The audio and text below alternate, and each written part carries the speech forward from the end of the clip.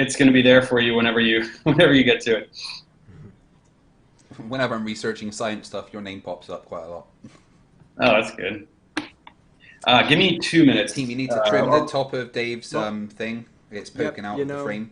Dave, we oh, okay. always we always just start randomly, and I already started the stream. But if you need a Oh, couple you of did. minutes, go ahead. If you need a couple of Okay. minutes, go ahead and take your couple of minutes because I do an 1 intro minute. anyway. So go ahead and do that, and I'll I do was the going to get intro. some more Hello, everybody, and welcome to Science or Satire 002. Today we have a special guest, somebody that I have always been a big fan of before I even started doing YouTube videos because while I didn't watch a lot of YouTube videos, anything I ever subjected to myself to on YouTube was always more of a like science based. So of course I follow channels like Science Asylum, Veritasium, uh, Smarter Every Day, and another one that maybe not everybody here has heard of, like those millions of subscribers, but Professor Dave Explains, one of my personal favorites on the in all of the science presenters, and I have two of them. I really like the guy from the Science Asylum. I believe his name's Nick, and I really like Professor Dave Explains. I think both of them do a really good job of conveying scientific topics and ideas in a very easy to learn manner. So that's who I reached out to him and said, hey, I'd love to have you on as a guest and for an interview, or really, you know how we do it here on my channel in Science or Satire, but it's mostly just a hangout, topics, whatever. So without further ado, let's kick it over and talk about people that we have on tonight. We have Fight the Flat Earth. How are you doing tonight, sir? I'm doing good. Reeling from the document that I've been asked to sign. Yes. Yeah. And we'll get to that in a moment. We'll get to that. That was a beautiful thing. But doing well and excited to have to be on with Professor Dave Explains. Same as you, he's been someone who I've watched for a long time before I started doing YouTube myself, and is a name that always pops up when I'm researching a lot of the subjects that I have to research for what I do. So yeah, I'm a massive fan of Professor Dave Explains, and very very happy to be on with him. All right. Yeah. And like I said, I before I was into the flat earth, or into debunking flat earth, I don't know. I don't waste my time watching a lot of TV. I waste my time with sports and science. Those are the only two things that I really put time into. And if I can find any time between sports and science, I try to be a good dad to my leech of a child. He knows I love him though, so. But yeah, Professor Day. Oh, wait, hold on. Before we get to you as the honored guest, let's go ahead and introduce the voice. Sean Hufford, how you doing tonight, sir? I'm doing all right. And of course, as you guys probably heard as you came in, I have a confession to make. I've only ever watched 2 of Professor Dave's videos, so I know who he is to a degree. I've been meaning to do a lot of binge watching, just haven't gotten around to actually doing it, and I feel extreme guilt for that. You've seen of me what the flat earthers have seen of me, pretty much. And I loved it, and I loved every moment of it, sir. Well done. Yes, and Yeah. well, go ahead and introduce yourself, Professor Dave, because Sure. I could never do you enough justice. On to you, sir. So my name is Dave Farina. I have a YouTube channel called Professor Dave Explains. I studied chemistry and taught chemistry for a long time, and then I just started putting my organic chemistry tutorials on YouTube, and they did pretty well. So then I started doing Gen Chem, and that did well. So I decided to do biochemistry, physics, and just kept going from there. So now my channel, I'm trying to expand. I've become a generalist basically, and so I try to cover as many subjects as possible. And there's just a lot of stuff on there now, and it's now my primary focus. It is my career, more or less. So. Well, I don't know if you were hearing what I was saying earlier, but between you and Science Asylum, I really find that y'all put the information out in not just an easy to understand way, but also an entertaining way. That's one thing that why I find channels like yourself, I'm not going to say like inspirational, but it definitely gives me a basis to say, okay, so I can see how it works for them and how they use it in this type of manner. When I want to present my information, I want it to be understandable and enjoyable the same way they make their information. So, I think that's a great. great thing for you to do. It's Thank definitely you. different than like Fermilab and 60 Symbols and Number File, which is all a little bit Yeah. more dry science. But I love them too, but they're more dry science. It's not really Right. I pure. mean, So, it's great. It's great to hear of non-students that watch the content because I try to make it pretty curriculum aligned for students, and most people who watch it are students. But I really want the common public to watch the content and like learn basic chemistry and physics and biology and all those things. So I try to like when I started the channel, I saw like Khan Academy, Blackboard style, hour-long, mhm. super boring. And I saw like Crash Course, which was like amazing animations, but like not really a lot of meat in there. And so I was just like, all right, I'm gonna shoot for the middle. There's nobody in the middle. I'm gonna go right in the middle. I'm gonna put all the content, all the information that's needed, but I'm gonna try to package it in a way that's a little bit more palatable. So Yeah. it's good to know that it's working. Well, and like I said, I don't And waste I my think time. channels like mine and Oh, go ahead, sorry, Fight I was just Fighter. going to say that channels like mine and teens who debunk bad science as good as we can. We really appreciate channels like yours who actually know what you're talking about. Because Team and I aren't scientists. We're just two people who are passionate about science and have Mhm. enough knowledge to be able to debunk the stupid things like flat Earth. But Mhm. when there is really big questions, people like you are the ones that will answer that, and it makes it easier for us to do our job. Awesome. Yeah, we're all part of the same force here. Now Yeah. let's get to the actual. Since we have a lot of flat Earth followers out there, that's going to be the number one way that my audience is at least aware of you. For those that don't follow like curriculum-based science courses or Yeah. whatnot, they're going to have heard of you and know of you because of the flat Earth debunk videos and what followed from that, like the way Globebusters reacted. And to be honest, there's been quite a fall off of flat Earthers since that video. And You kill them. we'll build the timeline, but we want to hear it from your perspective first. Uh, Sure. Tell the how whole did you? sordid tale. Yeah, tell us the story. Let us sit back and listen to the storyteller tell his story.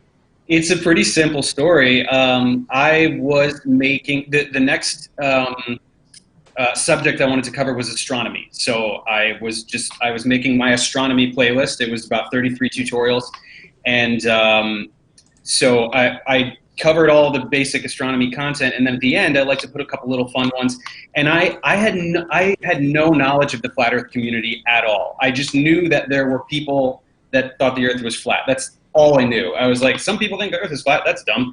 I'm going to make a video about how we know it's not flat. And that was it. That was all it was. It was totally innocuous in that way.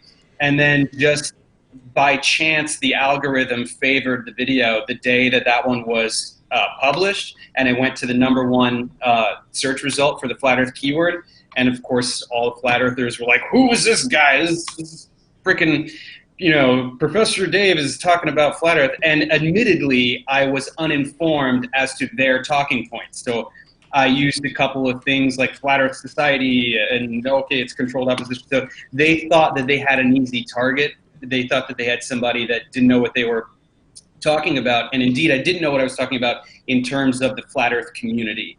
I knew nothing about it. So when the Globebusters tore it apart on a live stream, so first of all, they told me they were going to do it. And they were like, you should come on the live stream because we're going to tear this thing apart. And I was like, all right.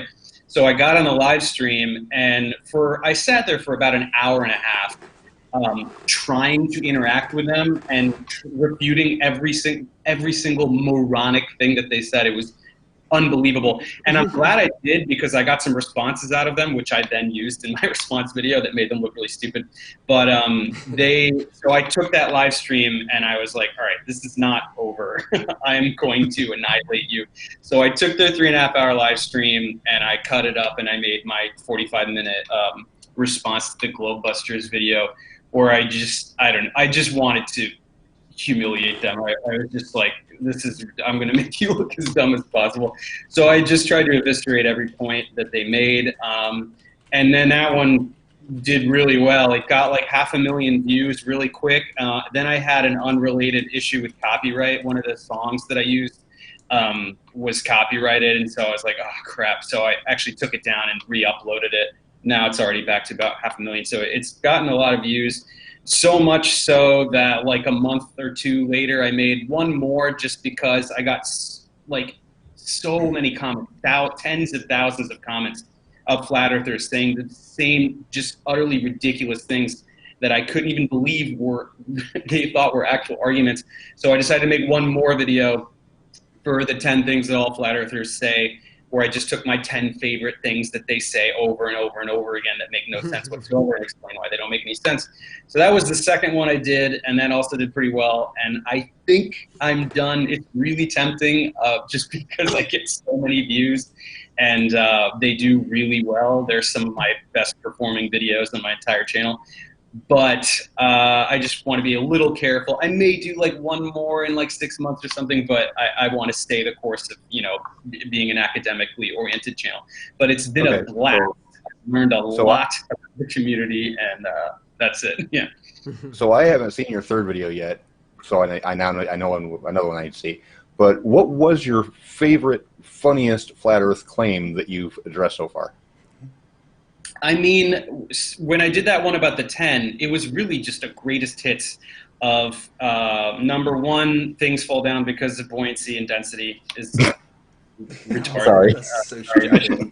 Well, idiotic. But before we move beyond that point, Dave, we do have a flat earther that has conducted an experiment to show that buoyancy is in fact a force. Yeah. So no, get it right. Density is a force. Density. Oh, I'm sorry. Density, not buoyancy. Yeah. Density is a force. Yes, I'm sorry. Yes, density. We did the math, and if you actually figure out the units, then it turns out that the force is measured in hertz. Yeah. Oh. Per second. The density is the frequency. Okay. No, I was a little. I did get a lot of guff for my phrasing about buoyancy because, admittedly, there is a buoyant force, but I used the dictionary term of buoyancy being just like out of the dictionary, the propensity to float, just so that I wasn't convoluting the argument. I was just trying to make a very succinct point of these two words do not explain why things fall down. Period.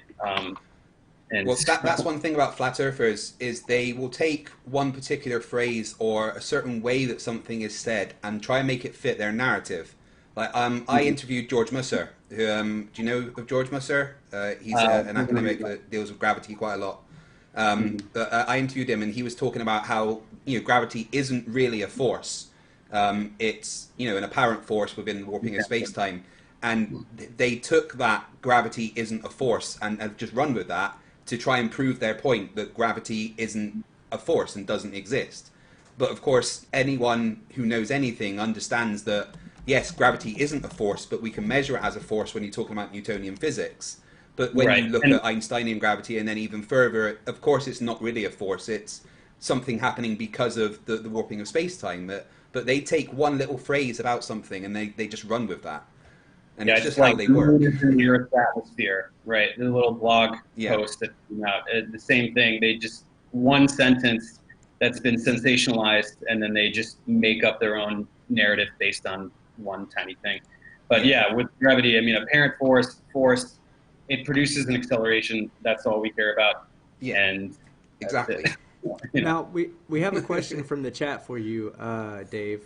This comes from Digital Demonic Davros, one of our favorite people out there. Says, do you have much experience in physics and space? Well, I guess that'd be physics and astronomy or astrophysics. Not a whole lot. I did my undergrad in chemistry, and I had some requirements in physics for my undergrad. So I had some E&M lab. I actually took an entire course on special relativity. That was a fun one. And I did take 2 astronomy classes. I took intro astro and observational astronomy. And astronomy is a personal passion of mine. I mean, more of a hobby, but I'm exceptionally interested in it. So I go to the observatories a lot. I've been to Mount Wilson a couple times. So no, I do not, I'm not an astronomer or a physicist. I just have... There's someone in our community that we've been talking about quite a lot who actually does a lot of astronomy photographs, like this one. And this is actually an image that he's taken himself. And he's been showing us all the amazing pictures that he's taken with his own equipment, and just space is beautiful, and you show a flat earth or something like this, and then their first it's CGI, that's made by a computer, but we actually know the guy who made it with this equipment, and he's made so many beautiful pictures of space that it's understandable why that's a passion. He should make videos of the process itself, demonstrating how the images are. Things like I think that's on his plate to do. Yeah. But I agree. He uses this as tracking. So the one on the left is obviously what the point in the sky, and then the one on the right is what it's actually looking at. And I think, what did he say? It's 10 lots of 600 seconds to get the long exposure. It's 10 frames that are long exposures of between 600 and 800 seconds each, but he does 10 different stills of them and then stacks them on top of each other. Yeah. We will present things like this to flat earthers to try and give evidence of the fact that space is real, but their immediate answer is just, well, that's CGI. Yeah. Yeah. And it's funny you bring up the special relativity, because I've wanted to break away from talking about flat earth myself. I really feel like when I try to debunk a flat earth video, I really feel like I'm trying to teach people basic arithmetic again, because it's everything that we learned in 8th grade and 9th grade in physics that it simply destroys any flat earth theory that's out there. So I want to break away and get into the harder sciences, and one of them that I started to, because I'm still passionate about physics, so I looked into seeing the claims that Einstein was wrong. And then I find all these videos where they say the twin paradox is wrong, relativity of simultaneity is wrong, and I'm just like, okay, that's my new topic. That's where I'm going next. So I'm looking at bringing in or doing like a series and starting with, where do you start? Do you start at frames of reference? Do you start at the photon? Do you start at the relativity of simultaneity, or do you start at the twin paradox? It's just like, where do you start? It's a whole new topic that really needs a beginning, And modern physics needs to be contextualized in classical physics. So I did a classical physics series, and then I did a modern physics series. So in the modern physics series, I could keep referring back to classical physics tutorials. But yes, special relativity, you need to be talking about reference frames. But reference frames, Einstein didn't come up with that. Galileo did, right? Actually, Galileo, there's Galilean relativity. So relativity was a concept that existed. Einstein just took it to the next level, really, by incorporating light and how light would work with relativity. But physics is really hard because physics is really hard to understand, but also some of the topics seem so tangible that you can be lured into thinking that they're easy to understand, and they can be in a way, but it's just, I see such an epidemic of people who think that they understand physics that totally don't when they criticize physics. Like it really enrages me to hear so many people be like, Einstein was wrong and Einstein was a moron, and it's like, what are you talking about? Einstein was one of the most brilliant people of the 20th century, and who the fuck are you? Like, what are you? Yeah. Like, you have no, like, you can't even begin to comprehend any of this stuff. I mean, it's just that Einstein has been mythologized, and whenever somebody is mythologized to that degree, there's always going to be somebody who tries to portray them as a false prophet, and that's where you get all this, like, Einstein versus Tesla mythology. It's bizarre. It's really bizarre to witness. What people don't understand is that science never claims to know everything. Science is self-correcting. Newton wasn't necessarily wrong about a lot of the things he said, but it only worked on a local scale.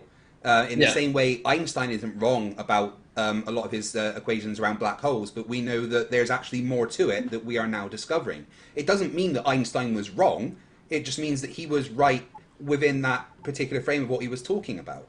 And that's something the flat earthers jump on all the time, is that, science just makes it up and changes whenever it wants.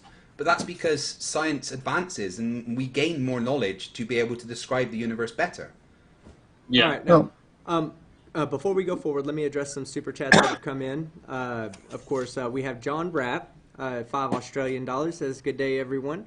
especially Professor Dave. We all love a smart bloke, and they do. They love the smartness with all of us in here. That's why they love me, by the way. Way to raise our standards. I'm just the looks. Yeah, right, whatever. I'm the voice. Yes.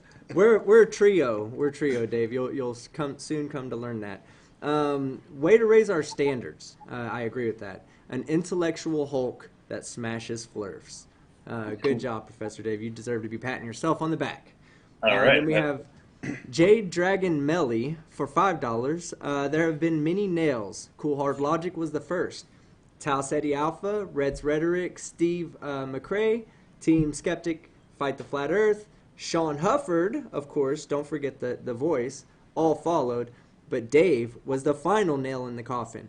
Now, we'll address that in a second, Dave, because I do truly want to address how much, I don't know if you realize how much of a nail in the coffin. You were more than the nail in the coffin, and we'll get to that in a second. Yeah. Because we have something we do need to address, and I think since Hey, Dave's Team, up can you here... up your volume a little bit? Mine's maxed. Oh, you said Yeah, no, me? you're fine, Dave. It's Team is a little bit quiet. Yeah, you're a little bit quiet, Team. My Well, I'd actually like to ask Dave a question, though, because he said something earlier that actually caught my interest. You said you tried to tailor your videos around a curriculum for, I'm assuming, for a school that you were teaching at the time. Are you still a teacher, or is YouTube your full-time thing now? So actually, there's a very interesting answer to that question. I was teaching organic chemistry at a trade university, and so my first uploads were just my organic chemistry lectures, basically recited from memory on like a whiteboard. But the thing is, actually, I was fired from that job prior to beginning the channel. I was fired, and then I wanted to start the channel. Yeah, so I did that, and then I got into the green screen stuff. So the first stuff was just me at the whiteboard, like I used to teach my class. I'm actually next weekend going back to that school that fired me to start teaching there again. So there's a story behind that, I'm sure, but maybe for another time, because that's kind of neat. All right. What's So the I said, next... I'm sure there's a story there, but maybe that's for another time. But that is kind of neat that happened. bureaucracy in a word. It's not that interesting story. They were just jerks. Oh, Well, okay, so Dave, what we do when we have a new member on the channel, which we do have a new member, aka the independent variable. Oh, we got a question to ask you in a second about independent variables as well. But we have a new member, and when we have a new member, we do things in a certain order. So Sean's going to help you learn that order today. What do we do first, Sean? we do a dinger. What? We show them our we show them the dinger. dingers. Yes. All right, so that's in the chat. You'll see a bunch of dingers pop up. Those are skeptic dingers. So everybody show them your dingers. Then, Sean, what comes next? Is it the mankini or is it the meat tube? Of course, it's the mankini. No, Sean, it's the fucking meat. It's the meat tube. Pay The running attention, joke, Dave. Dave. Pay attention, Dave. We got a joke going on here. And then what comes final after the meat tube? Come on, Sean. Mankini. You've already skipped the mankini. No, we did the meat tube. We didn't skip the mankini. Everybody in the chat got it right. Sean got it wrong. It goes meat tube, then mankini. But Sean likes to say mankini, then meat tube. That's because yes. the meat tube doesn't exist. Okay, meat Dave, tube exists. the story behind the meat tube.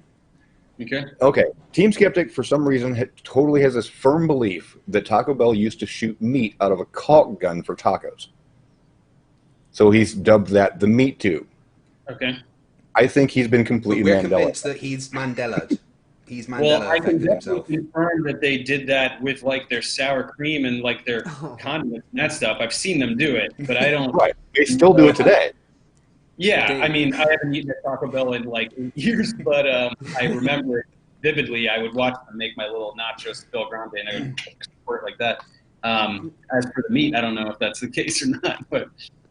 Well, Dave, see, I was genuinely devastated by this sighting. I had this sighting when I was younger. Of course, they've stopped doing it because we've raised our health standards, and nobody would get away with squirting meat out of a caulk gun these days. But we're talking about early 1990s here, and I vividly remember them squirting meat into my taco and going, "Never again will I ever eat meat squirted out of a tube." Could be, man, yeah. All right, Dave. So when we get flat earthers on, we have some benchmark questions that we asked flat earthers. So for any flat earthers watching, I'm gonna ask Dave these questions and see, you can see what the answers should be. So Dave, is 10 to the negative 17 a negative or a positive number? It's a positive number. Yes. Easy. See, why can't you guys get this right? And the other question is, Almost negative. yep. Right, the other question is, I have a triangle of sides 1, 1, and 1. What are the internal angles? 60. I think. Well done. See how easy that is. Yeah, I vaguely remember some flat earther being asked that and they couldn't do it. I don't remember. I have to check the calculator. Is that a right angle triangle? We've had answers. We've had answers that go in. All the angles are equal, and if Yeah. all the angles are equal, it's 180 divided by 360. The best answer we got was Flat Earth Jesus, who was convinced it was 90. Yeah, right. And then Yeah. we have two other questions that have recently come up. What's 5 divided by 0? Undefined. There you go. It's not hard. So it's not Yay. 5 though, right? You're sure it's not 5? Okay, great. Quite sure. Okay, and then the other one is time an independent or dependent variable? Oh. Ooh. Well, doesn't it kind of depend how you're using it? Well, actually, you're the first person that I'll agree with on that because if you look anywhere, it says it's an independent variable, but if you take the Galilean satellites that were misplaced in orbit, time then becomes the dependent variable, doesn't it? The different ratio, Right. the rates at which time ticks differently becomes dependent upon the gravitational field that the satellite's in. Even simpler than that, if I'm just like, I'm gonna throw this ball with varying amounts of force and see how long it's in the air with each, my independent variable is force, and then I'm seeing how much time it's in the air. But time can be an independent variable as well, right? Of course, yeah, of course it can. Yeah. Yeah. Yeah, They we don't have believe that. one flat earther, Sleeping Warrior, who is convinced that time can never be an independent variable. However, the passage of time can be, because apparently they're different things. Just to clarify that, Sleeping Warrior also says that time can only be a controlled variable. Yeah, that's right.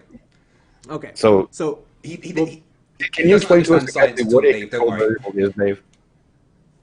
Go ahead, Sean. Ask that question again.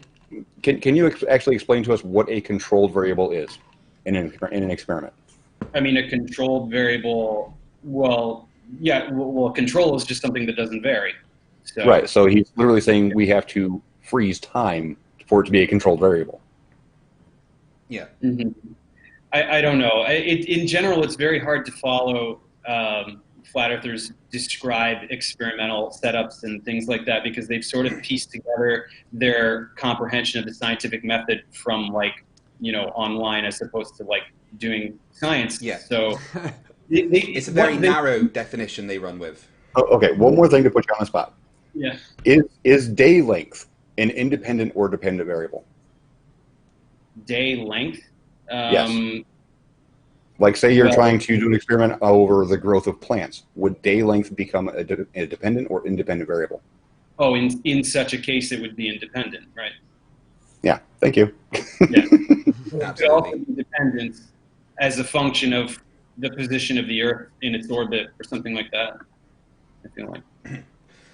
Well, there is they one don't more get thing. it. They don't get it. So No. Mhm. A flat earther that we've been dealing with quite a lot recently calls himself JM Truth. I don't know if you've noticed the truth paradox. Any YouTube channel with the name Truth doesn't have any truth in it. But anyway, Invariably, he I says have that. Yeah. So he says that Newton stole his law of gravitational attraction from Coulomb. So apparently, Newton's law of gravitational attraction is just Coulomb's law. Can you tell us why that's so stupid? I have not even heard of the second person you're mentioning. Who? I'm probably saying it Coulomb. wrong. It's the electrostatic Coulomb. Coulomb. Yeah. I have never heard that, but I can immediately gather where they're going with that because flat earthers that vaguely understand physics are obsessed with electric universe, because it's like, if they can't explain gravity any other way, so electromagnetism is a real force, and electric universe is like this really bizarre little mini cult on the internet. So Flat Earth has espoused it. And the only one thing to their credit is that both the forces do vary by the inverse of the square of the radius. So there's like a similarity between the two forces that lends it this like ounce of credence, but then it falls apart immediately upon even the tiniest bit of scrutiny. So I would gather that that's just some bullshit that somebody said to try to marry gravity with electromagnetism. All right, now let me go to the super chats real quick. I have 2 super chats. We have a $5 one and a $2 one, both from Dave Hansen. It says, "Don't forget to ask Dave about his music." Care to talk about your music at all? Yeah, I guess we have some music fans out there. I would love to plug my music. I spent the entirety of my 20s trying to be a musician. I grew up playing piano, and then I switched to drums in college, and I played drums in bands for a very, very long time. I was in one called The Lonely Wild, which looked like everything was going to work out. We were on a label, we were touring, and everything was great. We were getting a lot of radio support and everything, and then it just kind of fell apart. So that was really crushing, but that was in 2015, so that was right in the first year of the channel. So I just transferred all of my energy onto science communication in the channel and decided I wanted to get the channel going. Now that it is looking like it's going to, work out in SciComm, I'm starting to get music going again. So I actually did just start my own project called Simulated Sun. It's on the featured channels list on my homepage, and it's my first shot at fronting a band. I've never fronted a band before. I've always been just the guy on the drums. So now I'm on synth and I'm singing lead and I'm writing all the songs and all the lyrics and everything, and giving that a shot. That's fucking awesome, man. Thank you. I think Simulated Sun, I think that you're hitting so close to the hearts of several flat earthers that don't believe the sun exists. They think that it's actually a simulation put up there by the government, which was actually witnessed 2,000 years ago, I guess, when they wrote about There's the sun. There's a flat earther in the chat at the moment, Flat Earth Aussie Jesus, who says the sun is an interdimensional portal. Yeah. But then again, he also says that the moon was dug out of the Grand Canyon by giants, filled with helium, and put in the sky to mock us for worshipping the sun. And he also says pendulums are controlled by demons. I mean, you can write a new religion with that stuff. It's not any dumber than other religions. I mean, just write your Bible and see if you can make a new cult with that stuff. Maybe I should see if Dave wants to sing some of my parodies. The parody. Yeah, I've got like Sean does a lot of parodies. I work a lot with MIDI, so I do the cheaters music. So I apologize. I do play the stuff on piano, a MIDI drum, MIDI guitar, but I sequence it all and do all the final edits in a MIDI sequencer, and then I just do karaoke style lyrics over songs that I've learned to play. No shame in it. I make my demos that way on the computer, and then I take them to the studio. But it's good to know how to use the computer. There's a lot of great tools to make music. I want Dave to sing some of my parodies. We do have a super chat. MA2 Fletcher Eisler, $5. Professor Dave, love your channel. Keep up the great work. Team Skeptic, Fight the Flat Earth, and Sean Hufford, good to see you guys. Lovely to see you too, MA2. I appreciate it, sir. Thank you for the super chat. And Metallica Alabama for $10 says, awesome Dave's name. Video when he shoots down those silly flirts is one of my favorite videos, and I've watched it several times. Classic. Yeah. I agree. I've watched it several times myself. Although there was a bit of drama with your video, wasn't there, Dave? When they tried to get it taken down for copyright. So, so the first bit of drama was that I don't know if it was they themselves or some flat earthers, they tried to get it flagged, and they tried to flag it for removal. But then that just went to the automated YouTube response, and then it was reviewed manually, and they were like, no, it's fine. So that was just like a 48-hour, what's going on? Clearly I had pissed them off quite a lot. And the second thing, I don't know, I don't really think it had anything to do with any flat earthers. It was just that I used, in the Dunning-Kruger chart, bits. The first upload had a different song, which actually was much better than the one I have now. But unbeknownst to me, it was copyrighted. I just got it on YouTube. It was like elevator music or something. I didn't know that it was copyrighted, so I put it in there, and then it got flagged. And so there was that month-long process where I was not accumulating the revenue; it was being taken, and I thought it was gonna come back to me, but then it ended up being that I wasn't going to be able to monetize it further. So I took it down. I put in a different song and re-uploaded it. It sucks to lose 500,000 views, but it would suck much more to lose the revenue from that video for the rest of the lifetime of the channel, which could be thousands of dollars. So Oh, it still gets recommended to me, so it's still riding the algorithm strongly. That's awesome. That's awesome. So now, okay, so now it's Fight the Flat Earth time because we have a new member, Cheshire Cat. Welcome to the Rage Dingers. I can now see what membership level you guys joined. Yeah, great. Okay, so Fight the Flat Earth. What comes first, bro? Show everyone your dingers. Show them your dingers, guys. Show them your dingers, and then it's either Mankini or Meat Tube. What is it? Fight the Flat Earth. I'm gonna go with Meat Tube today. You're finally getting it right. You're finally getting it right. He is no longer tied to the allegiance of Sean. Okay, and then following that, what comes third? Fight the Flat Earth. Mankini. That's right. Everybody show him your Mankini. So we have to give him. So you have the history of the Meat Tube. Now you need the history of the Mankini. So the Mankini came about because as I was getting more members, I held a community tell me what they wanted for their new emojis, and hands down by far everybody said we want a fucking Team Skeptic in a Mankini emoji. So my avatar used to be a Lego character. It still is, but I do everything on camera now. So I went ahead and took my Lego character, threw him into Mankini, and they got what they wanted. So that's why we have a Mankini. You didn't. A Mankini? What do you mean, like a Speedo, or like what is this? Oh Lord. Think Borat. Like, hold on. Oh, okay. No, I get. Okay, no, I love that movie. I know what you're talking about already. Yes. So we were talking about Flight of Aussie Jesus and the moon, and he's just put this in the chat. After years and years of speculation and looking at all the evidence, it seems that the moon being mined by giants is the most logical conclusion left to find. What's your response to that, Dave? It wasn't giants. It was elves. I don't know. Obviously. You heard it here first. What does that mean? That doesn't mean anything. Like, I don't know. No. He genuinely thinks giants took the raw material from the Grand Canyon, smelted it into some kind of quartz, filled it with helium whilst it was cooling, which is why it's got craters, because that was the bubbles popping, and then put it in the sky to mock us for worshipping the sun. Now, I did the math because he says it's about 50 miles in diameter. So I did the math to figure out how thick the quartz would have to be based on the buoyant force of helium. And it would have to be literally the width of a human hair.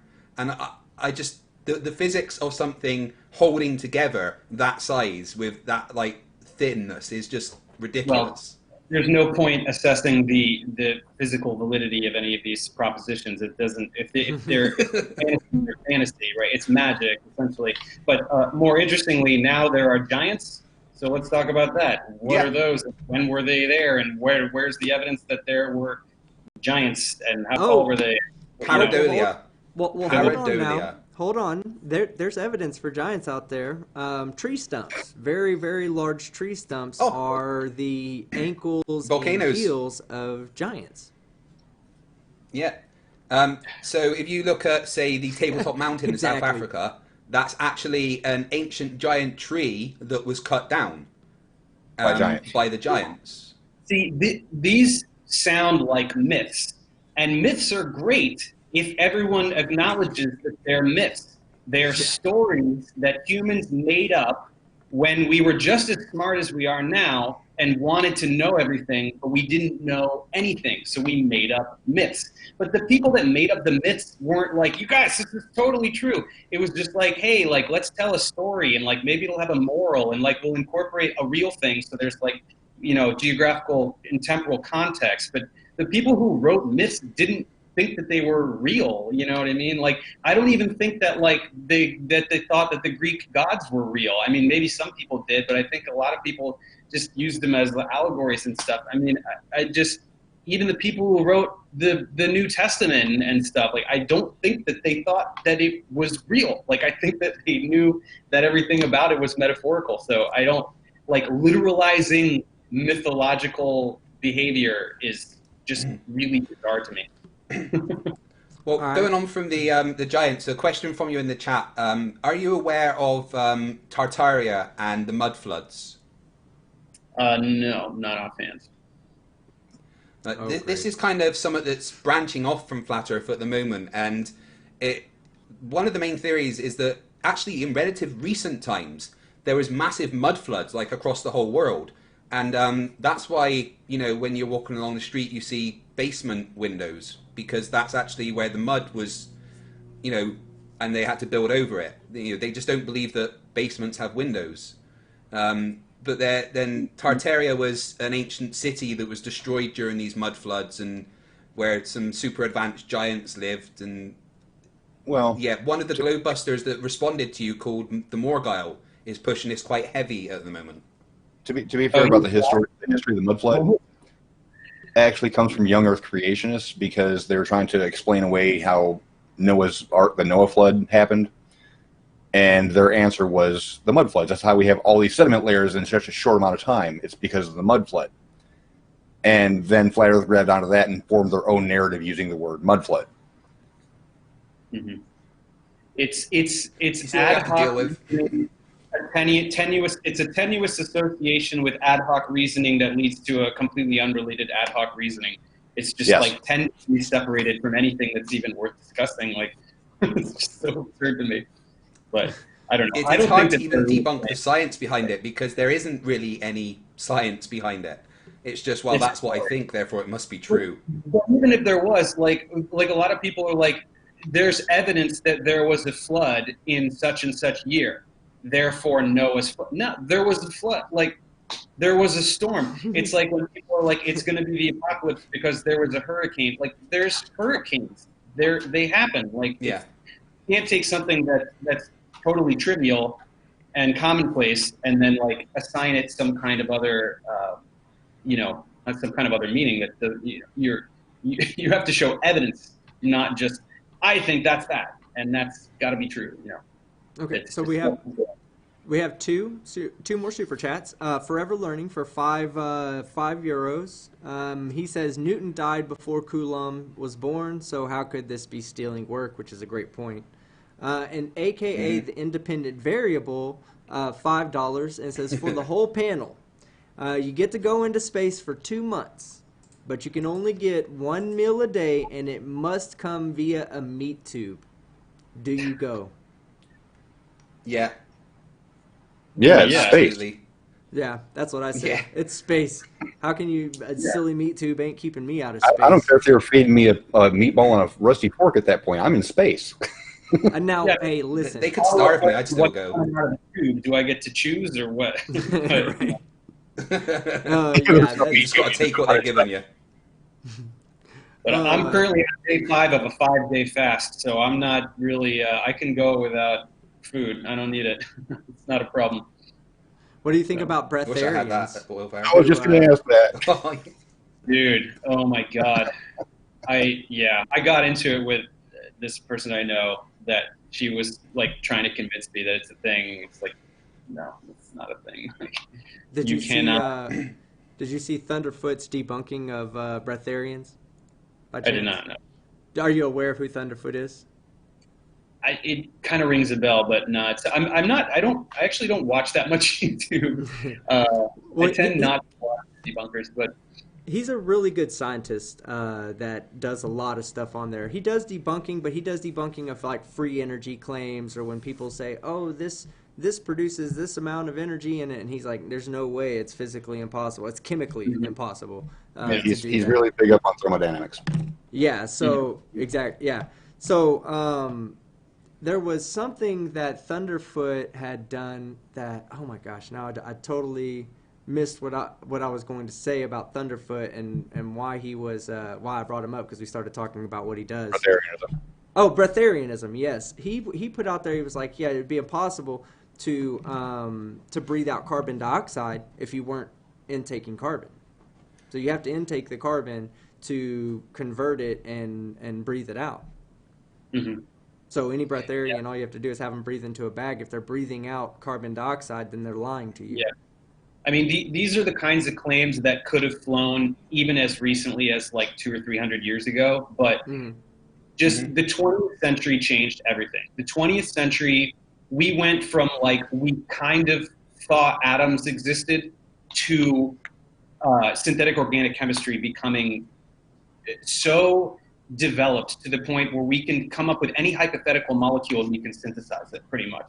I mean, the degree to which we expanded our understanding of the microscopic and submicroscopic world in the 20th century is mind-boggling. And so even I studied chemistry. I'm not even a chemist. I studied chemistry. And even just from my vantage point, it is just when you like look at these kinds of claims like, oh, this, you absorb the light and then you get energy. It's like, no, like if you knew high school biology and like the basics of cellular respiration, these kinds of things, you understand where our energy comes from. You understand what's going on in the body, what's going on inside each cell.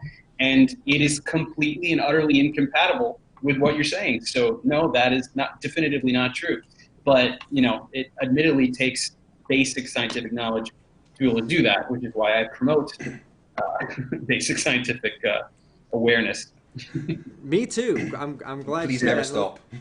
Yeah, exactly. Yeah. I intend on never stopping, but I can never be as influential as someone like yourself could be. You're just so much more knowledge than I am in the actual the details of certain things. Like I could never talk about chemistry the way you talk about chemistry. I could never talk probably about physics the way you talk about physics, but you also have the additional education that I never went through, and that's to be respected. That's something that flat earthers never respect. They just call you guys liars, right. Yeah. And they've never even gone through enough education to understand why you would be a liar in that situation. If I can comment on that, So my educational background, I have a bachelor's in chemistry, and then I was doing a master's in organic chemistry, and I didn't quite finish. I switched. I did science education. So I have an education in chemistry, and because of that, I had to learn a bit of physics and biochemistry. But that's my academic knowledge base. So now that I've become a generalist, like for instance, I recently did a series on anatomy and physiology. I didn't know anything about anatomy and physiology. I have the privilege of a pre-existing knowledge base with which to contextualize new information. So that's advantageous. But when I'm going through the A&P textbook, figuring out what I want to do, I didn't know any of it at all. I mean, I didn't know about the bodily system. I mean, vague stuff that you learn like in middle school, but the specifics, I did not know them whatsoever. So it's just about, yes, it helps that I have a scientific background, but it's just about having the courage to go, I don't know this, but I'm going to read this until I know it. You know what I mean? Instead of taking the easy route of like, I read, like, it kills me when the flat earthers are like, they say that dark matter is blah, blah, blah, and that's dumb, so there's no dark matter. It's like, what are you talking about? Like, you read, like, a blog post that way oversimplified it, like they were talking to a small child, right? It's like telling a child how the government works or something, and you use really small words, and it's like, or it's like teaching someone to count to 10 in a language, and then they're like, now I'm fluent in the language. It's like, dude, you don't know what you're talking about. Like astrophysicists know, and you don't. So you either listen to them, or you take it upon yourself to get the knowledge. You can do it, I have only rudimentary knowledge in astronomy and astrophysics, but it's enough to comprehend the arguments for why dark matter exists. And before I get to these next super chats, I do want to say you make a really good point there. That once you've learned to continue to educate yourself, I always believe that you have to learn these things. This is why we don't teach quantum mechanics to first graders and second graders, because they haven't learned to learn yet. And then at the same time, you get to a point when you reach the end of high school where you say, do I want to continue to learn to learn? You know, and you say, some people say, nah, I don't want to continue to learn, and they don't go to college. Some people say, yeah, I want to continue to learn, and they go, but they just never learn to learn. They never really learn to learn more than what they've already learned to learn.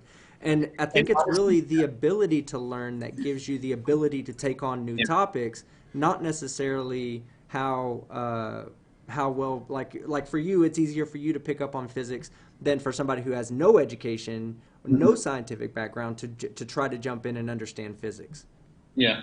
And honestly, I don't want to criticize people who either are just overwhelmed by life and they just don't want to learn science, or they don't possess the intellectual capacity to understand science on a deep level. That is fine. Those people don't bother me, as long as they portray an attitude that's like, well, I don't get it, but all of the scientists say this, so that's the best that we've got, and I don't really understand it, but that's the official position of humanity at this time, because that's what the scientific consensus is. What bothers me is people who do not understand science at all, but have convinced themselves that they understand it better than the entire scientific community.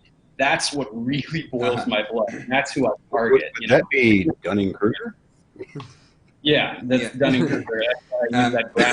You see this guy here in my screen. He's called Sleeping Warrior, and he's one of those people who is convinced that he understands science so much better than everybody else.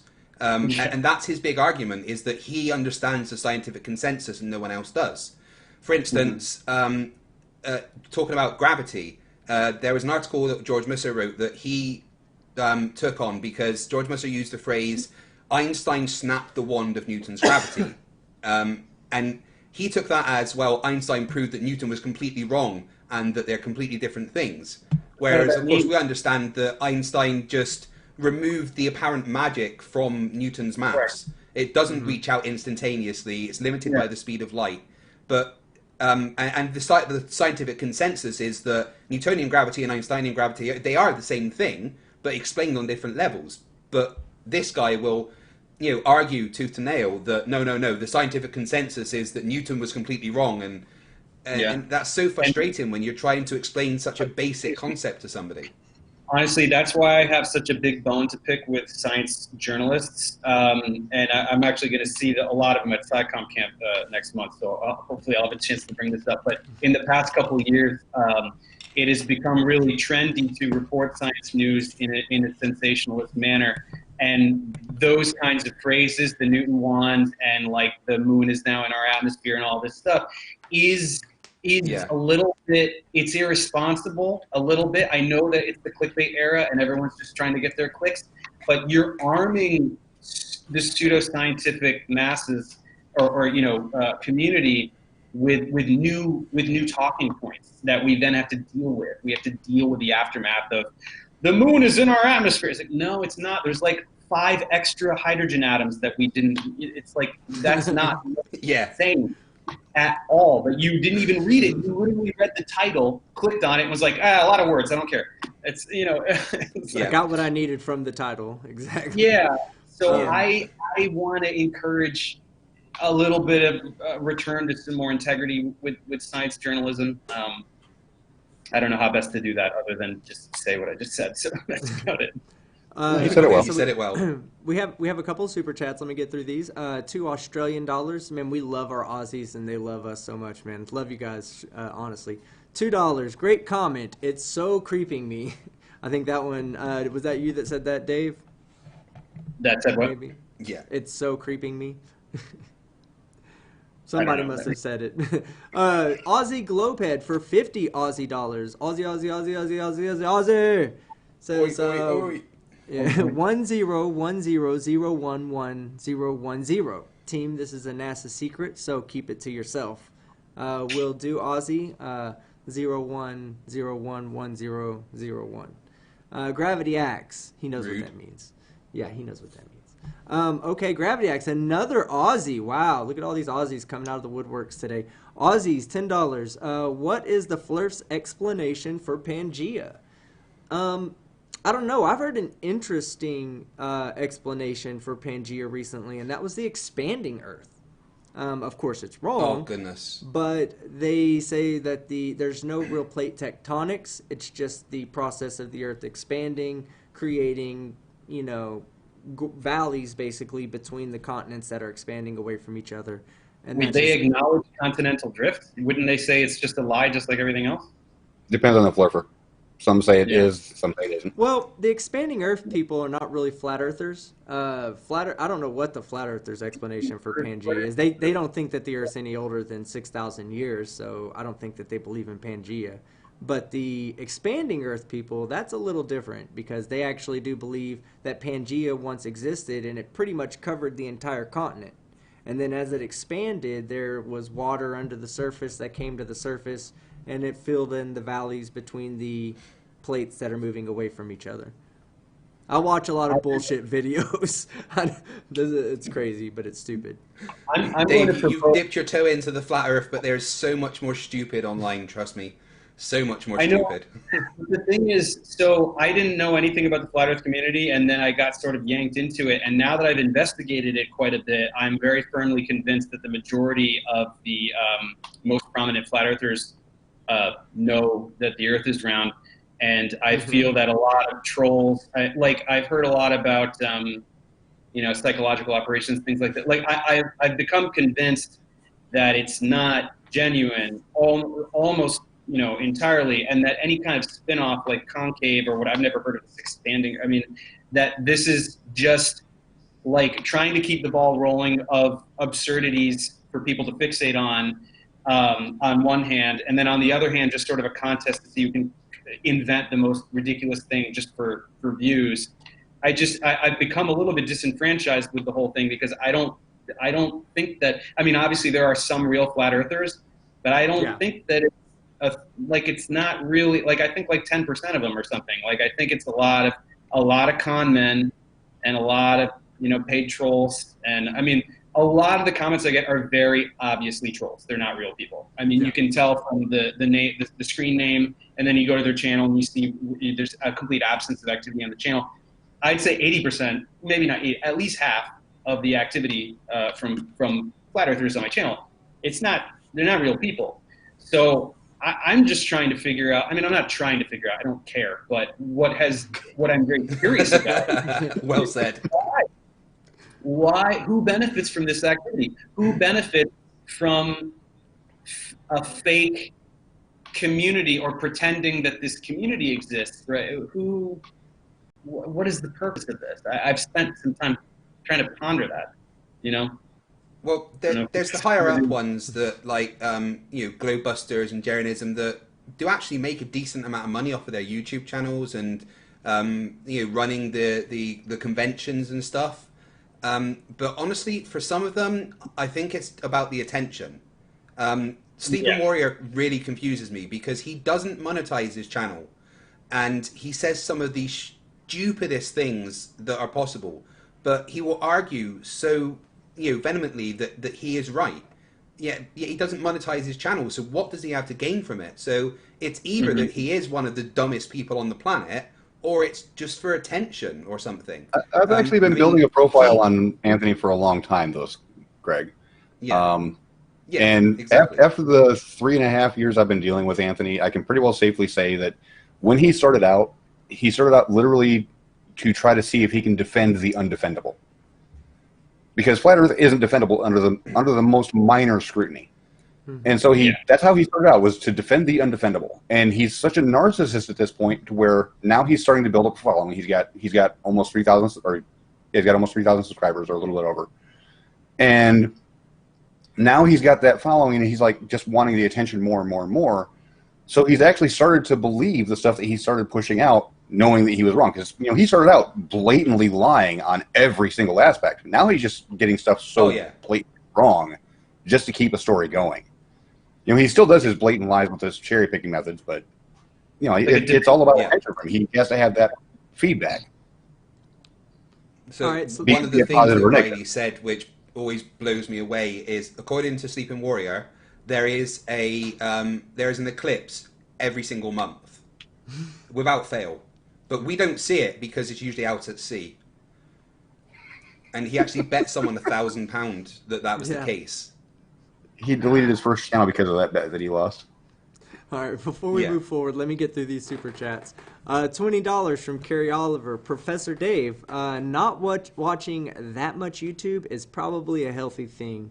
My mental capacity is deteriorated. See, even when trying to say words like that now. It's gone down the shithole from having to watch too many Flat Earth and Expanding Earth and Mud Flood and all these other crazy people. My favorite ones to watch, though, are the Quantum Woo. I love watching. I don't know why I love watching those, because I scream at them through here. I'm like, no, it's not that. Stephen Marshall for £5. Father Skeptic, what have you done to Daniel Pratt? He has deleted all of his videos. I'm going to address that. Yeah, Correct it. we've killed him. He's not deleted anything. He's made them all private. He's going to take another break again. This is his 5th time taking a break from YouTube. Let's see if this lasts more than 12 hours. To reflect on himself. About 12 hours. To reflect on himself and put his house in order. Again, this is the 5th time he's left YouTube. Well, what's that? So you have to know a little bit of history, Dave, here. Okay, this guy, he's a total idiot. He's a drama queen. I used to really enjoy watching his videos as I'd watch Flat Earth videos, because he would it's like watching Days of Our Lives, like in real life, though. So I would watch all his videos. A train crash. And one day he put out a really bad video talking about how using a plane or a fan to represent the atmosphere sitting on a desk. And I did my video on him, and I called him an idiot. That's my thing. I call people idiots, especially when they say idiotic shit. So I called him an idiot a bunch of times, and he false flagged me for a copyright claim. And I fought it, and sure enough, he put out about 100 videos about me, 30 of them in one day, okay? But No, it was 34 in one day, team. 34 in one day. So I took the high road with him. I didn't really, my fans are very loyal fans. They love me, and I love them. They went to bat for me and really took on his channel and disliked his videos and left comments like, why are you hitting him with false copyright? I don't believe in the copyright shit. I believe everybody should have the right to express what they want to express. Now, if they take your stuff and just re-upload it, of course, that's a copyright. But if they're if they're giving you a bad review or they're talking bad about something you said, just take it in stride. It makes you look so much better when you can just take the criticism and grow from it or move forward from it or address it. And his way of addressing it was by filing a false copyright claim on me, which was bullshit. And so he's had these moments where he does things that are real crazy, and then he leaves the internet, and he comes back, and then he leaves. But he had 3,000 videos up that he pulled down. 3,457 videos that he pulled down. Yep. That's actually one of my favorite parodies. Team. That's actually one of my favorite. That's private. Click private. Click private. He select all on each page. No, I'm sure he didn't select all. I'm sure he one at a time, knowing how dumb he is. I've never done that on my channel. One of my favorite parodies I did was, of course, DMCA, of course, parody of YMCA for Daniel Pratt.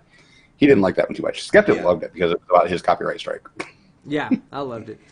We do have Flirts or Idiots for 10 Canadian dollars. Daniel Pratt, again, shut his garbage channel down. We did it, boys. The 3 of you guys rock, enjoying all of your content. Thank you, Flirts or Idiot. Love you too, man. We love you.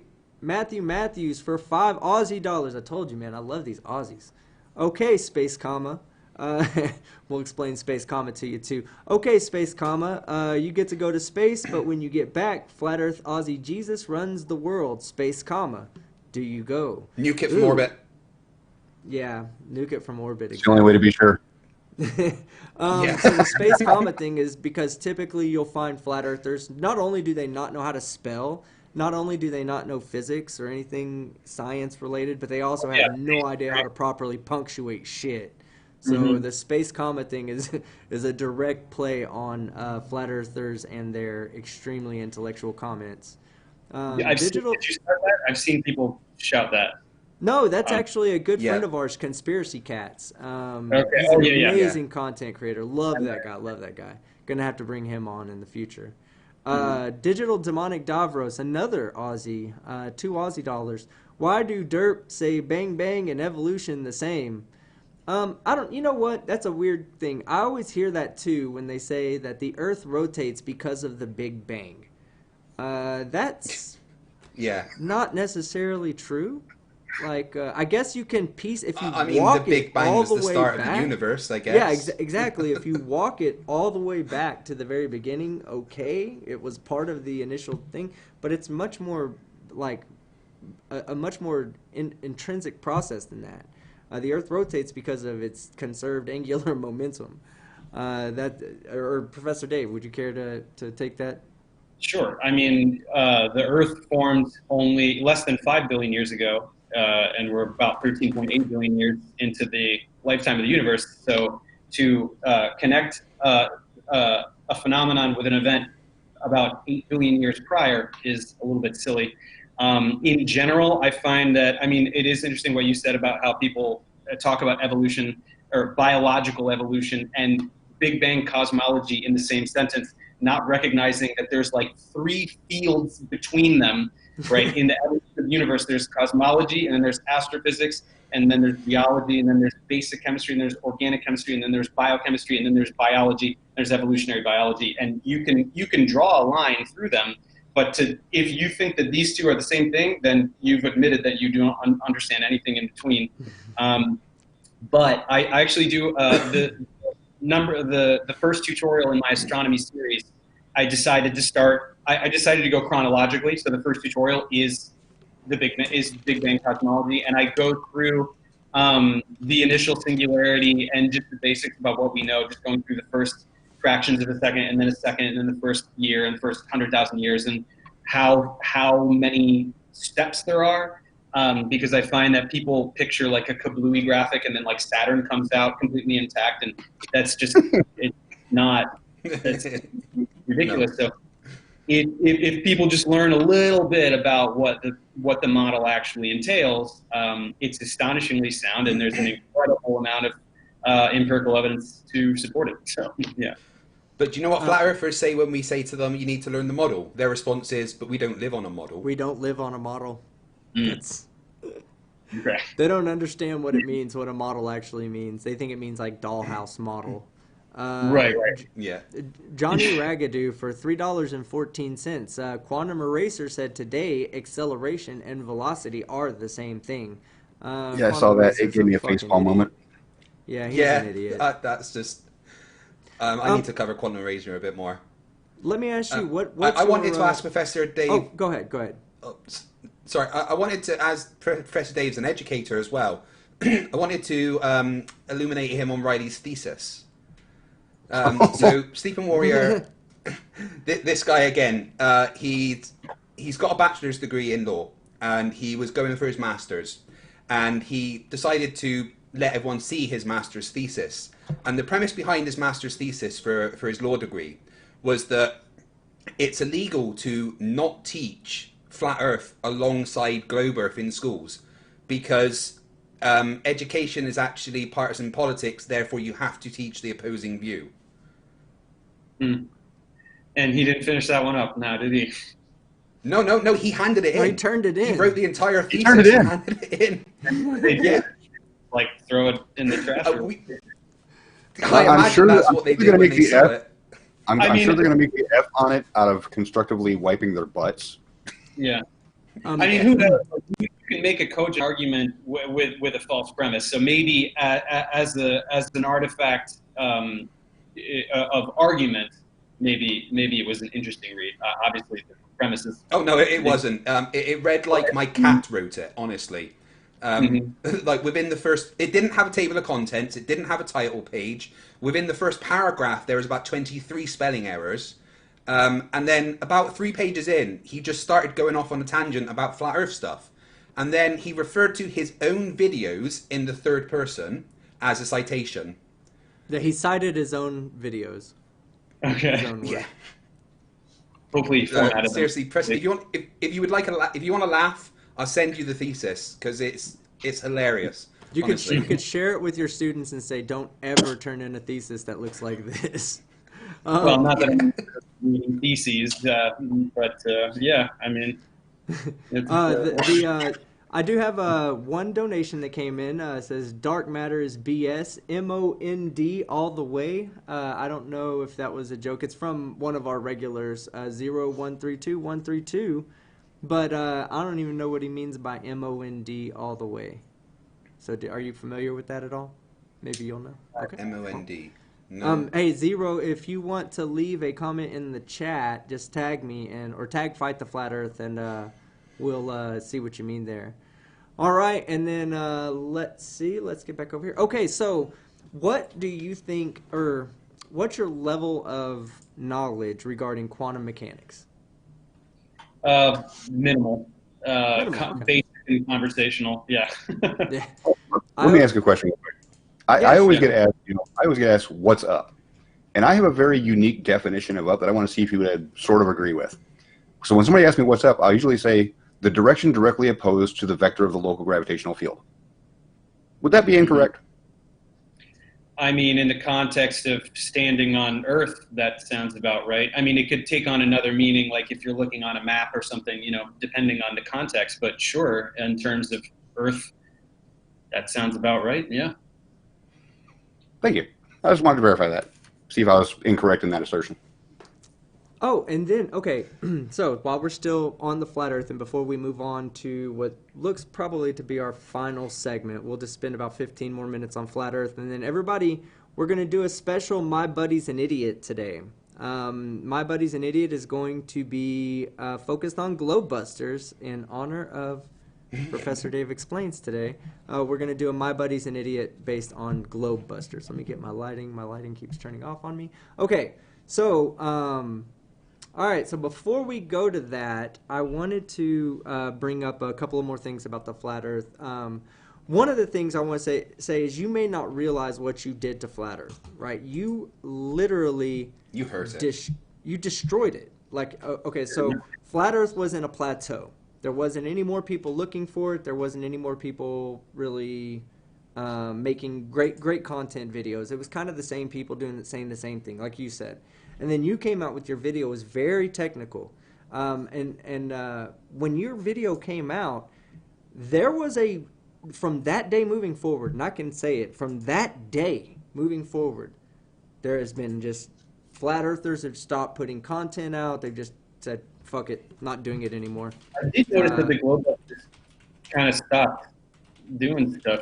I don't know if that's directly correlated to what I did, but oh yeah, you embarrassed them. You embarrassed you embarrassed the shit out of them. You put them into the intellectual grade that they needed to go into, pre-K.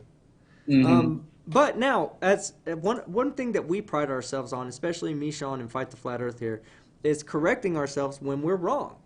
Now, when I first saw your video, I left a comment. I don't know if you remember the comment or not, but it was about a graphic that you showed, and I said something about it being wrong, but it turns out that I was wrong, and so I'm going to eat crow for a minute. Because the graphic you showed, what I thought, it was right in a certain context, or I was right in a certain context and I was wrong in another context, but the way you presented it, you were both right in both contexts. So my comment, I was saying that the Coriolis you showed was in the opposite direction, and you responded, you were like, I don't know about that, I think that's right. And I was like, no, I think you might be wrong on that one. Because I was assuming that it was weather related. So the hurricanes would have been in the wrong direction, but it wasn't necessarily talking about that. It was talking about the way that if you followed a path north and then south, it would go opposite the weather directions. The weather only goes in one direction. It only goes towards the center of the higher pressure or lower pressure. So, so I was wrong, and I just wanted to take the time to say sometimes we all eat crow, and this is one of those times. Very good. Yeah. So that's why Craig got a phobia for feather pillows now, eating all that crow. No, but so when you hit, I was telling Sean on here and Fight the Flat Earth before we started, when you put that nail into the coffin, let me tell you what you did. There was a nail. You hit it with a hammer that was black hole massive. It was Thor's hammer. You hit it so hard that the nail not only went into the coffin, but it also impressed the ground down, right? And then it caused all of the displaced dirt to fall on top of the coffin. And just by the grace of Odin, a headstone popped up that said, "Flat Earth has died. Thanks, Dave. Thanks, Professor Dave." That's what it says. How do you feel? Yeah. How do you feel about being that influential in the death of something as stupid and as rampant as Flat Earth? I am overjoyed. Next up, astrology. What are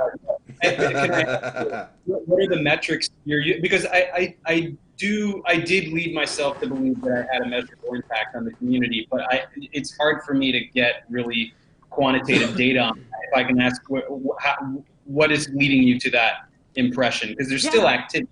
No, for sure. Okay. For me, it's the fact that it's actually harder to find a new argument to debunk.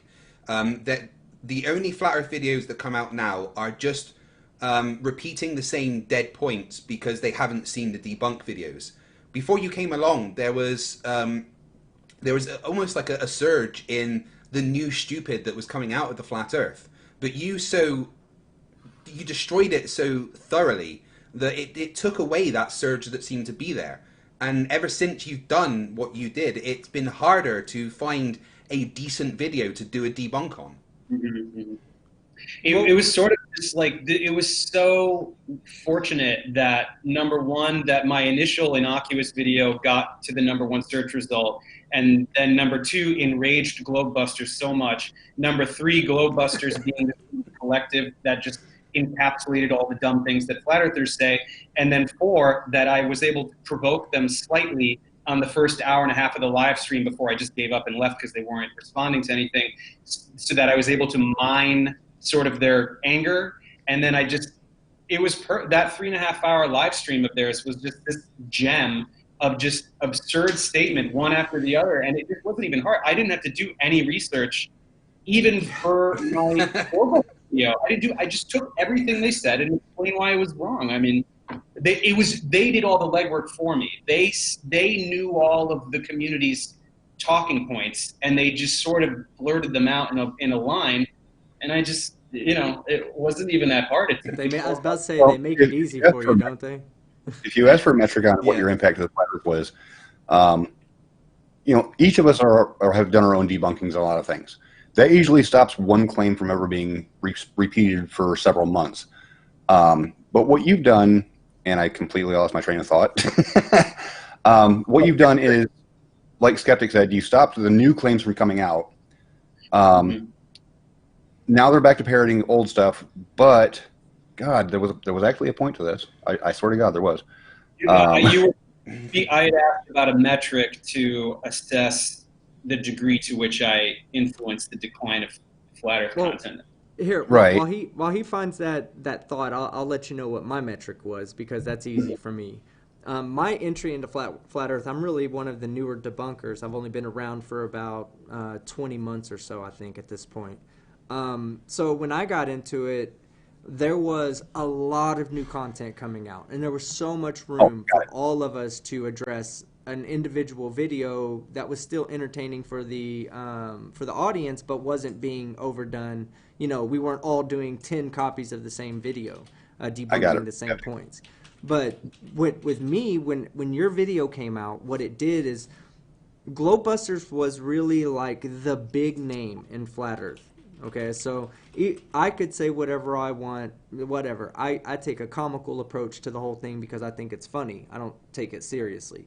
Same thing with Fight the Flat Earth. And Sean, when he did his videos, he would always debunk it in a serious manner too. You really came through and just point after point after point. You just hit it real, like, professional and real. Yeah, you just hammered the point in a way that a normal person who was maybe on the fence about the Flat Earth, who was maybe a conspiracy theorist, but is like, maybe the Flat Earth's right, maybe it's not. They see your video and they go, oh yeah, no, that's not right. I remember the metric, and it's really interesting because, once you made your videos, every Flat Earther out there stopped making positive claims. Mm-hmm. That's when they outright stopped ever making any positive claims. Now they've all gone to total 100% globe denial mode. They're not saying this is proof of a flat Earth anymore. It's saying this proves that the Earth's not a globe. That caused a massive shift in flat Earth, and there's several people that have left flat Earth because they did that. Mm-hmm. There's one channel, and I'm not going to like a Skeptic, but Jose, he left flat Earth because flat Earthers stopped making positive claims, and that's directly because of your video. You can actually tie in that down. Yeah. Yeah. What was the date of your video, Dave? It must have been April, March, or April. Yeah. If you can see the graphic that I've got up at the moment.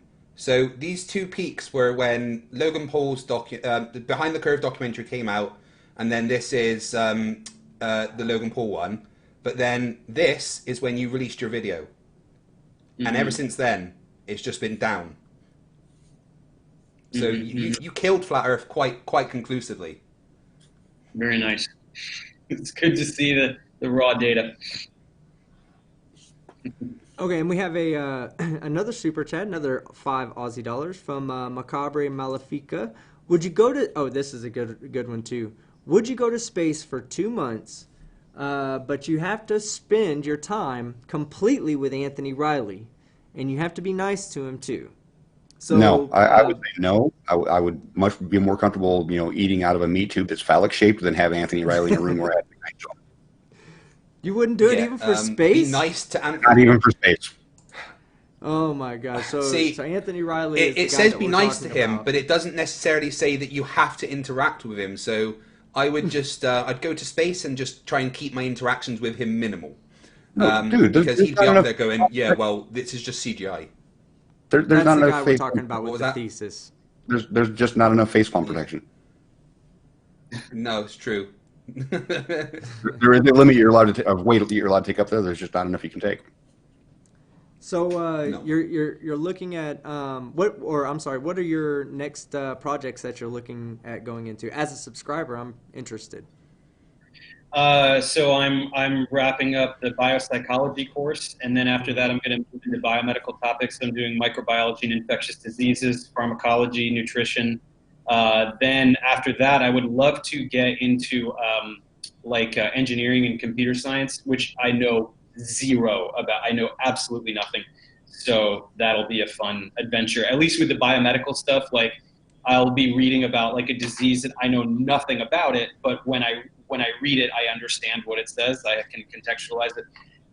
The computer science stuff that'll be my biggest challenge yet. I don't know the first thing about it, but I really want to cover that more rigorous like engineering side of STEM that I haven't touched at all. Mm-hmm. As a fan, I would love to see a top when you start to wrap up your anatomical stuff and your medical stuff. I would love to see the same way you did that a top 10 arguments that all flat earthers use. I would like to see a top 10 arguments that all anti-vaxxers use. Yeah, I will. Yeah. I will do it maximum. That's kind of my approach now. I think that I love doing the debunking. I just can't have it be like my main bag. So I'm going to just do them where appropriate topically.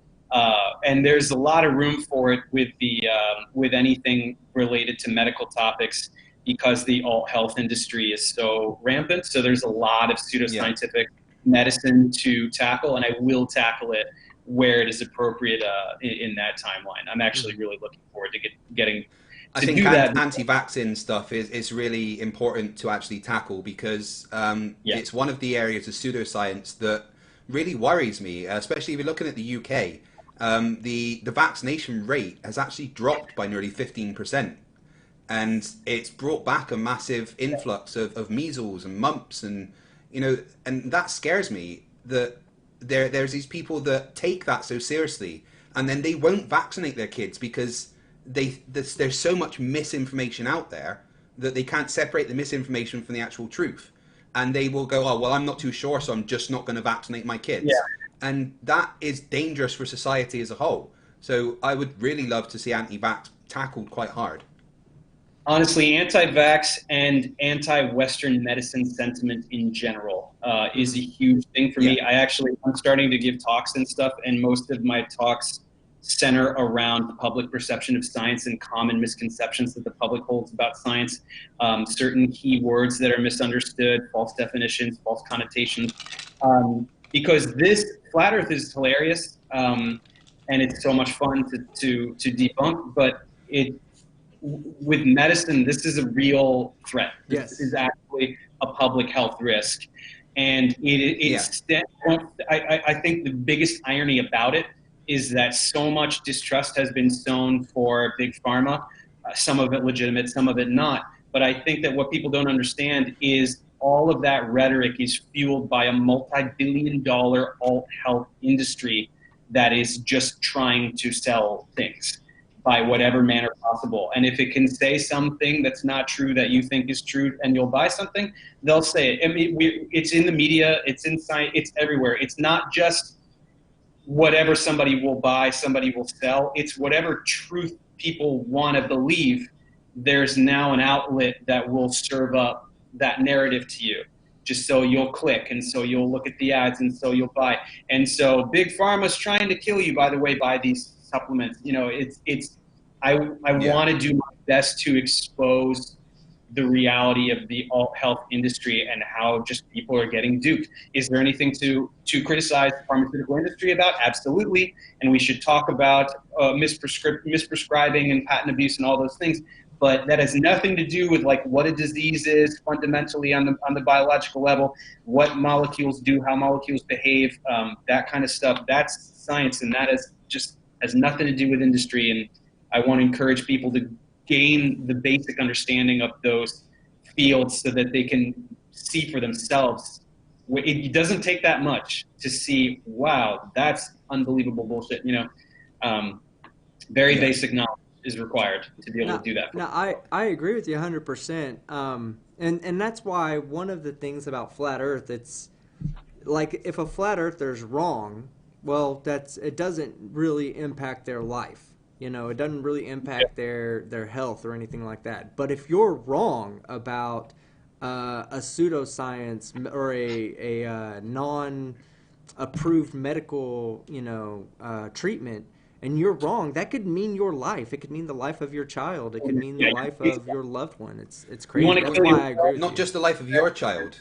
You can an anti-vax parent sending their child to school it's dangerous because there is some children that have medical reasons why they can't get a vaccination, and the only way for them to be safe is herd immunity around everyone else. So if you're then sending a purposely unvaccinated child who could carry those diseases to somebody that isn't able to get the vaccination, you're directly putting that person's life at risk. Yeah. I mean, people die from flu and stuff. I mean, people die. Yeah. You know? And the really scary part about that is that there's an umbrella of religion that people tend to hide underneath to try to give them an out card for not being forced into doing something that is harmful to others. And that's why I'm okay with schools and events saying, look, if you're not vaccinated, sorry, you can't come in. I mean, it's tough because I don't know that I would advocate that people should go to someone's house and forcibly hold them down and vaccinate them. Right. But I do think that where we have the power is in legislation. If you're not vaccinated, you are not allowed to go to public schools. Exactly. Absolutely, 100%. That should be. I mean, as a parent,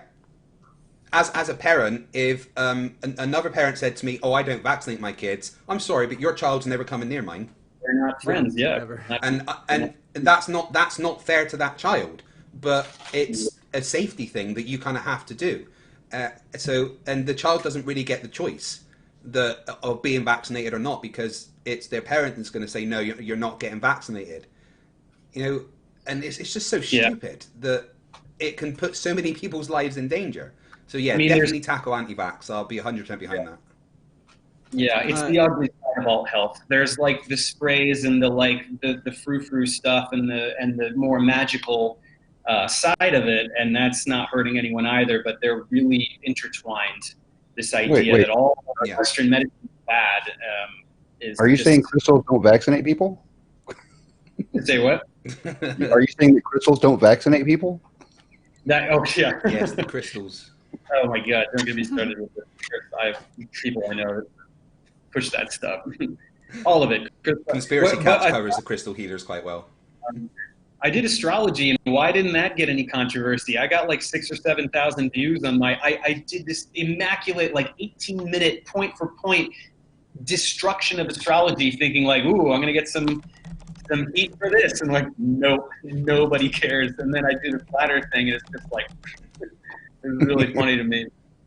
I don't know. Yeah, There's I've not noticed it too. I've noticed it too. In videos that I do that are non-flat Earth videos, they do not get the attention that I the I think anti-flat what it Earth videos do. is I think what it is the whole flat Earth argument is so easily understood and refuted that anybody can jump on board with it, and that's why it has the draw. Everybody can understand the arguments, that disprove flat Earth, so they can actually follow along with an understanding. And let me get to a couple of super chats. We have C4 Jimmy with $5. Great show, Team Skeptic. I love all you on the panel and in the chat, except any flat earthers in the chat. Middle finger emoji to you flat earthers. Agreed, 100%. And then we have our favorite flat earther, who I'm sure this is not really him. It's just somebody who's stalking his account, but it's hilarious. His name is Daniel Pratt, the idiot. And he chatted $10 just to say purple. I'm assuming that's the I agree. phallic shaped thing that you're going to be eating tonight, the color of it. Okay, great. And then, oh, look at that. Then we have 3, and I'm going to start with his last one because it actually tells how to pronounce his name. Macabre Malefica. Macabre Malefica. That was for 2 Aussie dollars. For 5 Aussie dollars, anti-vax is a must. I feel helpless knowing that dispute our every effort to protect our children, they can still be hurt by these idiots. Yes, I agree. Mm-hmm. And then he follows that up with another $5 Aussie super chat. Thank you very much, sir. Appreciate that. He says, F that. If you don't vaccinate your kids, the law needs to step in. Put kids in foster care after being vaccinated. Put parents in jail. See, I kind of agree with Dave on that. It's hard to tell somebody what they must do to their children because, you're talking about a future possibility here. But there's also the possibility that they'll never be exposed to the virus. So why force that upon them? But the case is that you can't look at each individual case. You have to look at the whole community. And like Dave was saying, there's ways of us alienating the people who are not vaccinated to protect those who are vaccinated. And I'm okay with that. I'm totally okay with segregation of non-vaccinated from vaccinated children. Because it's a safety issue, a health safety issue, and not discriminatory. Enjoy the fruits of the society that you live in. Right? Yeah, because schooling's especially free, in the UK, right? where and healthcare in the UK is free, right? But if you are not vaccinating your child in the UK, and then that child gets ill because of that not being vaccinated, then I think you shouldn't get the free healthcare. You should be charged because you've caused that to happen. If you want the safety net of that free healthcare, then you should do what they're saying to keep yourself healthy. If you are purposely making your child sick by not giving them the vaccines that they need, then you should be paying for the healthcare that we get the right to have for free. Also, we have another $5 Aussie. See, man, I'm telling you, I love these Aussies. They love me, though. Christopher Hoogan. It's my anniversary with my girlfriend, and we love you to the moon. Happy anniversary. And back, my angel. I think he was talking about me fight the flat Earth. We've already discussed how people... No, he forgot a comment. He was actually leaving a comment for his girlfriend. Are you really doing that to me, Christopher Hoogan? Did you just really troll me? So you trolled me to tell your girlfriend that you love her. Well, guess what? Every nice thing I've ever said about you, I'm taking it back right now. No, hey, congratulations. If you took your girlfriend to like a basketball game, I'm sure you would be the type of guy who would pay to have it put up on the damn billboard. Whatever. No, you would never see me. You would never see me with that guy. You might find me on Kiss Cam, but you will never find me proposing to my girlfriend or telling her, hey, look up there, it's our anniversary. Look up there while I watch the game. Skeptic, shut up. It was sweet. Move on. Yes, congratulations, Christopher, on your anniversary for you and your woman. We on the panel love you too, bro. All right, so as we begin to wrap this down, we're going to get to a special segment that we do here on my show. Dave, it's really easy to follow along. Are you able to read the chat from where you're at? No, I actually no. Here you go. I'll send you. Or do you have the ability if you have the link or no? I'm very tech. I'm not tech savvy. I don't know Are what's you going on. are you using a computer? Yeah, I see like a place where you can write notes. Well, what I'm going to do, I'm going to send you something. Yes, I saw that just now. I'm going to give you a link, okay? Oh, let me see. Ooh, let me get a better link for you real quick. This is going to be a live chat link, and we do a segment called My Buddy's an Idiot. And oh, look at that, another $20.99 Canadian. What's up? What's up, Nicholas Kincaid? Thank you very much, sir. And what's up with you? How are you doing tonight? Let me get the proper. Whoops. Let me get the proper live chat open for you, Dave. So what we do is this is a My Buddy's an Idiot segment. So people will put in there, My Buddy's an Idiot because of this reason or that reason or whatever.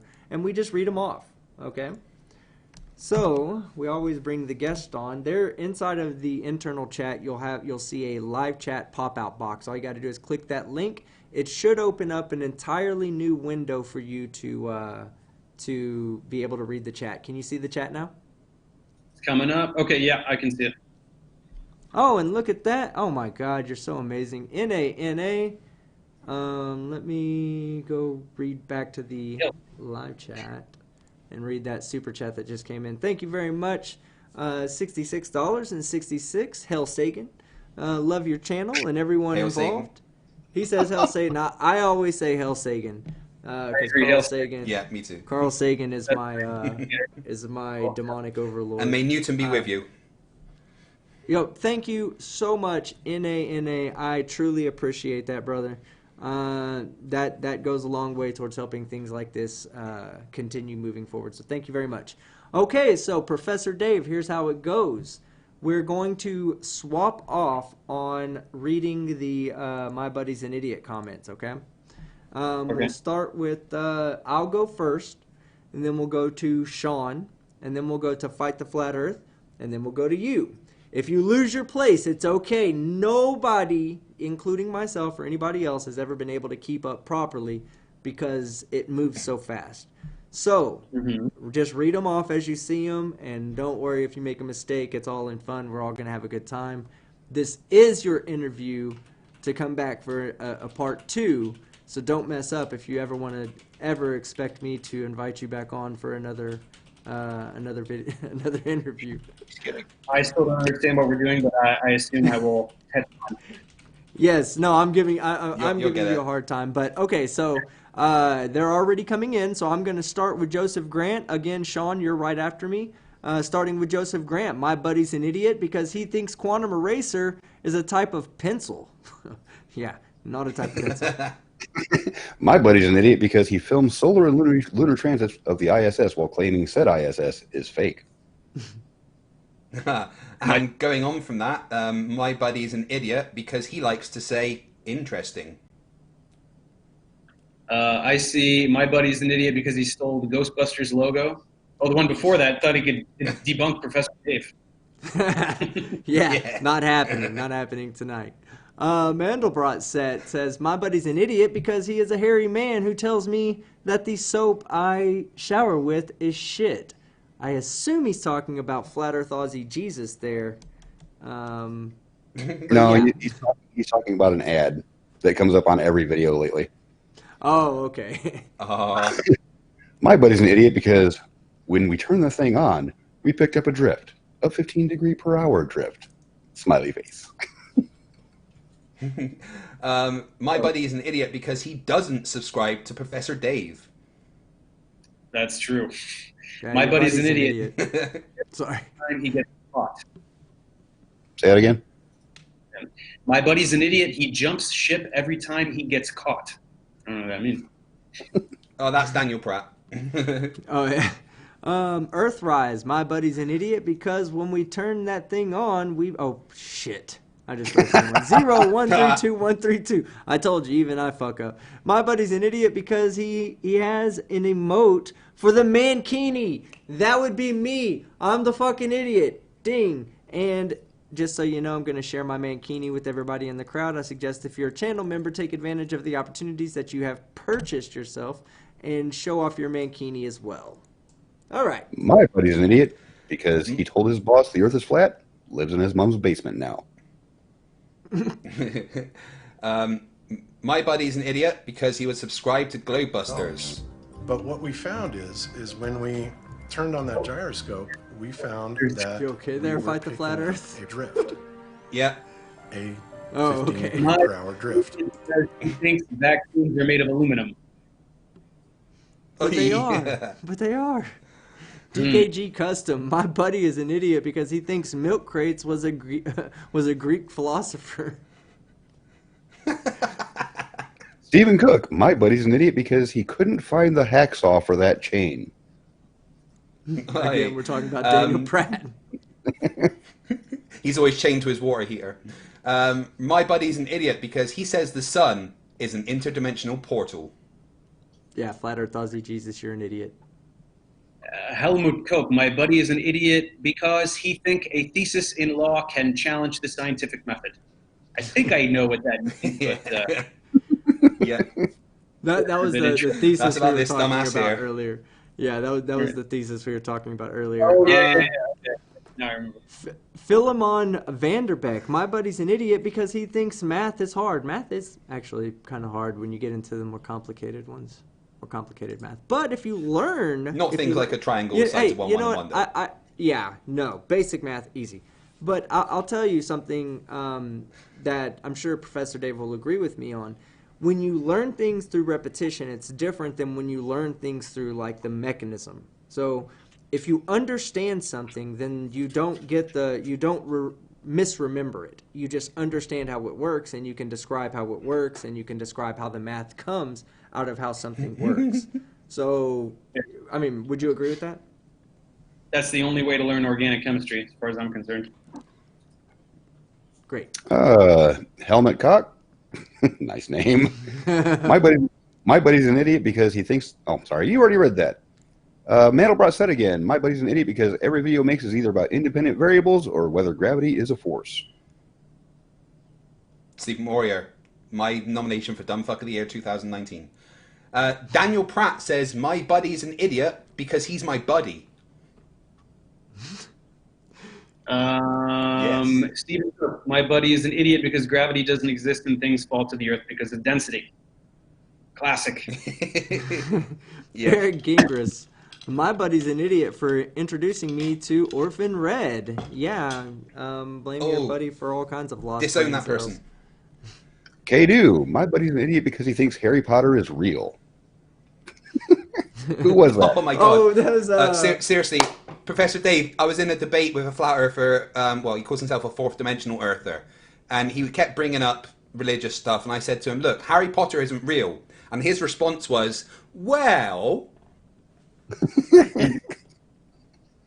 Well, let me just settle myself. Yeah, exactly. My buddy's an idiot because he thinks people in Antarctica are upside down. That's my... Cynthia Vicious, my buddy is an idiot because he says drinking alcohol doesn't make him drunk. That's a superpower. Right. Yeah, I wish I had that. BK Rich, my buddy's an idiot because he was going to show up to court with a desk fan to debunk the globe. Okay, so, Professor Dave, I got to explain that situation. So, when all the DMCA false copyright strike was going on, I told him, that, or he told me that he was going to show up in court and prove me wrong and prove that I was defaming him by bringing a fan into the courtroom and proving that the globe does not spin with a fan inside of a courtroom. Okay. Yeah, this is I've heard about. Deal with. Yeah, some comments were trying to talk to me about how the Earth was proven flat in a court of law or something. I've got a bunch of comments like that. It's like where does that sentence make sense to you. Okay. I don't Right. understand. I know. There's actually a legitimate story behind that case. Yeah. Somebody made Yeah. a challenge. Somebody made a challenge. Scientific legislature, same thing. Sorry, go ahead. Somebody made a challenge for, I think it was $10,000 for proof that the Earth was a globe. So somebody accepted that challenge and thought that he met the burden of proof that this guy was asking for. The guy that made the challenge says, "No, you didn't. So I'm not going to pay you." Guy took him to court for the money, and the judge says, basically, "I can't enforce this bet, so I'm throwing the case out." Right. And so the flat earthers took that as flat Earth wins in court. Oh my God! It's like the lack of intellectual integrity, it knows no bounds. You know what I mean? I say that constantly, Dave. It's not. It's Yeah. not. I'm not saying that I just parrot those words or anything. I say that all the time. I'm like, you have no intellectual integrity. If you step in Yeah. here and you say, I'm going to bring proof, and then you spend, like, we had a guy that came on that, he goes, I have proof for the flat earth. Back-to-back people, okay? One comes on and says, the number 33 proves the flat earth. He literally went through and was like, his whole entire proof of the flat earth was, the government is lying to you, and they put 33 everywhere, and you should see it, and that's why the earth is flat. That was bullshit. No integrity to that. That's not proof of a flat earth. That's just your conspiratorial beliefs. The second guy on the very next debate comes in and says, I say, you got 10 minutes. Here you go. Go ahead. Here, present your evidence. A minute and 20 seconds of saying it looks flat, therefore it is flat.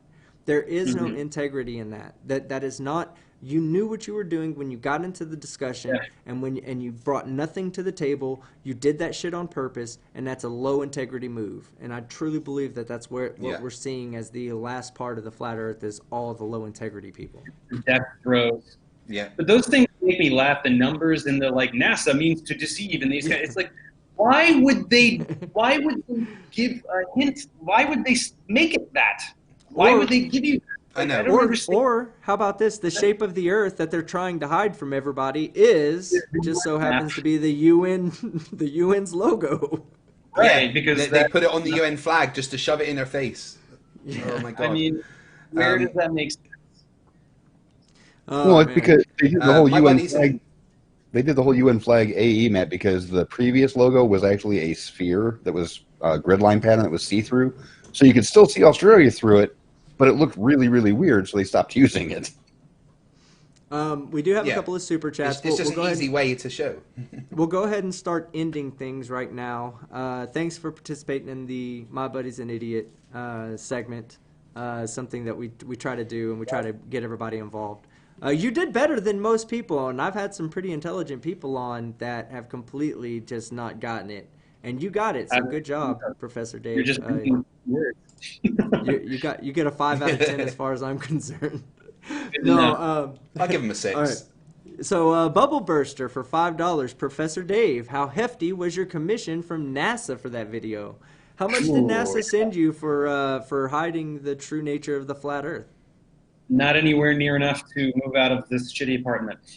I'll just say this. If Really? you look at the way of his apartment, he made a lot of money. That's weird, Dave, because NASA put me in this studio that's in space. I know, you've got the whole, and they even gave you the power to speed up Earth's rotation by like 100 times. Absolutely. Those are just relativistic effects. Yeah. Exactly. All right. AGK Bank. See, I'm now comes all the. Oh my God, I can't. Hey, Professor Dave, I was actually talking to one of my chemist friends. Okay, and I asked him for a good chemistry joke. And, Seriously, there's no Breaking Bad involved.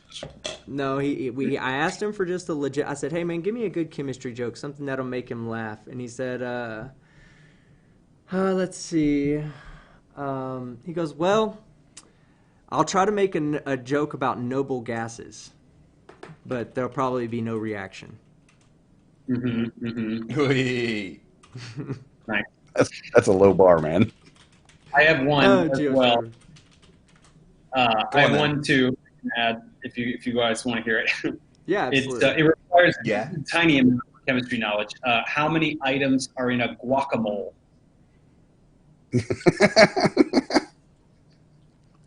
Avocados. It was 6.023 times 10 to the 23rd. Yeah. Did I get it right? Well, you got the non-joke version, right? Yeah. Yeah. So No, but I mean, I got the chemistry part right. Yeah. right. Yeah. But that And I'm not a chemist, guys.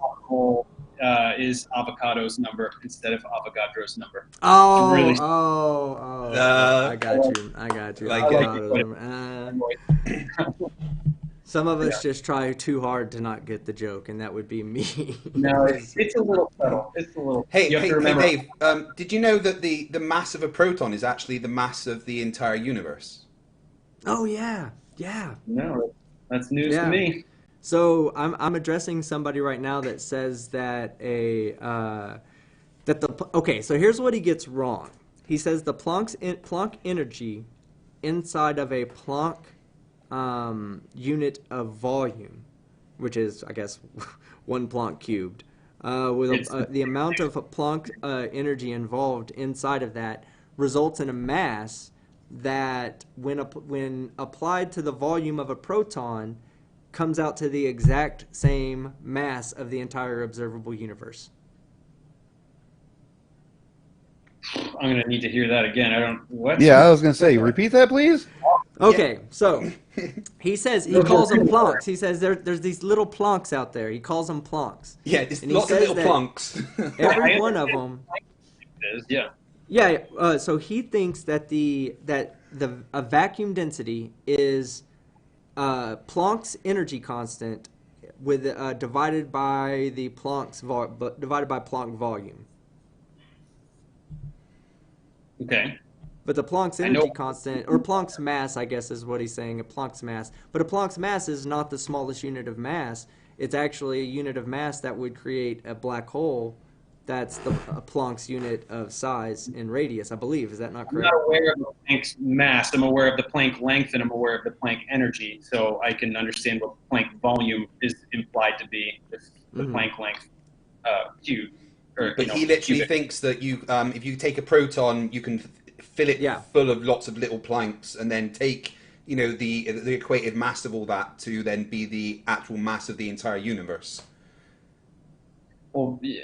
I mean, okay. I could go 18 different ways analyzing how that sounds. First of all, where are you getting data on the mass of the universe? We don't know the mass of the universe. We don't know the size of the universe. We know a lot about the observable universe, but admittedly, we really don't know how big the whole thing is. No. And also, just Team's doing a good video on that. just algebra. Are you familiar with Nassim Haramein? Mm-mm. He's a quack. He's a quack, and he did a TED Talk, and they gave him an opportunity to. He's one of those people that say that the energy. If you want to look at yourself, look within. The energy of the universe will guide you to the proper decisions in your life. He's one of those woo people. Oh God, yes. I actually like to listen to Deepak Chopra when I meditate, but I don't believe anything he says. I just think he has a very relaxing voice. Every time general positivity, then that's great. But once he starts talking about quantum mechanics, it's like, dude, you have no clue what you're talking about at all. Like, none. Ridiculous. I think he's the whole quantum mysticism movement. I think he was a really huge figure in the rise of that kind of thinking, and I don't like it. That, and there was a scientist named Yashimoto, either Hashimoto or Yashimoto, that was the positive thoughts around water guy. Have you seen that guy? I have heard of that. I have heard of that stuff. Yeah. He kind of pushed the quantum woo, but I think you're right. I think Deepak Chopra really is the one who's kind of like the big figure behind the quantum woo movement. If not the main guy, yeah. Let's see. Keeping on with the super chats, we have AGK Banks for $19.99. Thank you very much, sir. This is the holy trinity of the stop the inbreeding movement. Yes, no more inbreeding. Flat Earth. If we stopped inbreeding around the world, we'd get rid of all the flat earthers and anti-vaxxers and whatnot, pseudoscience and actual science deniers. Wesley Smith, $5. Where do flat earthers say asteroids and comets come from? You know, I've actually seen them say that it was pieces of the dome, pieces of the firmament that were breaking off. Professor Dave, being a chemistry major, okay, somebody who just masters all this, what would be the very first thing we would notice if we were living inside of a dome regarding our atmosphere? Atmosphere. First of all, what is this dome? What is this purported material that you're describing? And furthermore, even if you want to play ignorant and say, well, we just don't know what it is, it's some like magic substance. Everything that I've heard, some of the easiest ways to debunk flat Earth are just like, what is a sunset? You can't explain it. Like, you can't explain it. They all revert perspective. Yeah. So all flat earthers, when they're talking about a dome, they revert to the sun being an object outside of that dome, so that they can take advantage of. They just throw out words like refraction and things like that without actually explaining it. They just say the word refraction, which, okay, fine, but you're placing the sun outside of that dome to get some sort of optical effect. But then when you try to explain any kind of atmospheric effect, you've got the sun in the dome pushing the atmosphere around. I mean, it's so unbelievably ad hoc that every time you try to explain one thing, the whole house of cards comes down. It's just insane to me. So I don't even care what the dome example of that, Dave. The magic material that we don't know what it is. Even then, I'm sorry, it does not work. Like, it doesn't work at all, you know? As an example of that, Dave, I actually took a 100% copyright protected piece of music by Weird Al Yankovic for the song called Bob, and clickbaited the title saying the definitive flat earth model, because every line in the song makes sense on its own, but there is no connective story in the song. It's just random sentence. Not usually, but sometimes, yeah. But it's literally every line of the song is randomly placed, so it makes no sense when you put it all together. That's the flat Earth model. Right. The easiest killer for the fact that we're not in a dome is that we have an atmospheric gradient, right? You know, if we were in an enclosed system, then why is there a gradient from 14.7 psi up to practically 0 psi? You know, it doesn't make sense. If we're in an enclosed pressurized system, then and then you could answer that problem. You could answer that problem by introducing gravity, but then you have to introduce also the gravitational effects on the dome and what kind of stresses would it put on the dome. And that goes back to what Dave was saying. At that point, you can start saying, well, what is the dome made of? You know, then you can start building something around that. But they don't even know those basic knowledge of their cosmology, what they believe in. Magic. It's like with the globebusters, they're trying to say that the sun and the motion of the sun and the moon cause like atmospheric effects and the tides and things like that. They cite electromagnetism, right? It's like, first of all, forget the fact that doesn't work. You can even just stand with that. You can even just say, okay, electromagnetic magic. Even just the empirical observations don't match that, right? If storms are happening because of the sun, why are there storms at night when the sun, like, just really, really basic stuff like that just don't match even what you're proposing, let alone not being able to validate it in any way. But see, Dave, they've tried to cover the tracks on that one with, you know, the Earth itself has the physical dome, but every person on Earth has their own personal atmospheric dome. Yeah. Which, what is that even, like, is it a perception thing? They're proposing that there's a magic thing that, like, I couldn't even wrap my head around that. That's why I barely touched on it. I don't know, but if that's the case, then someone needs to start a protective dome insurance company, right? Yeah, right. Yeah.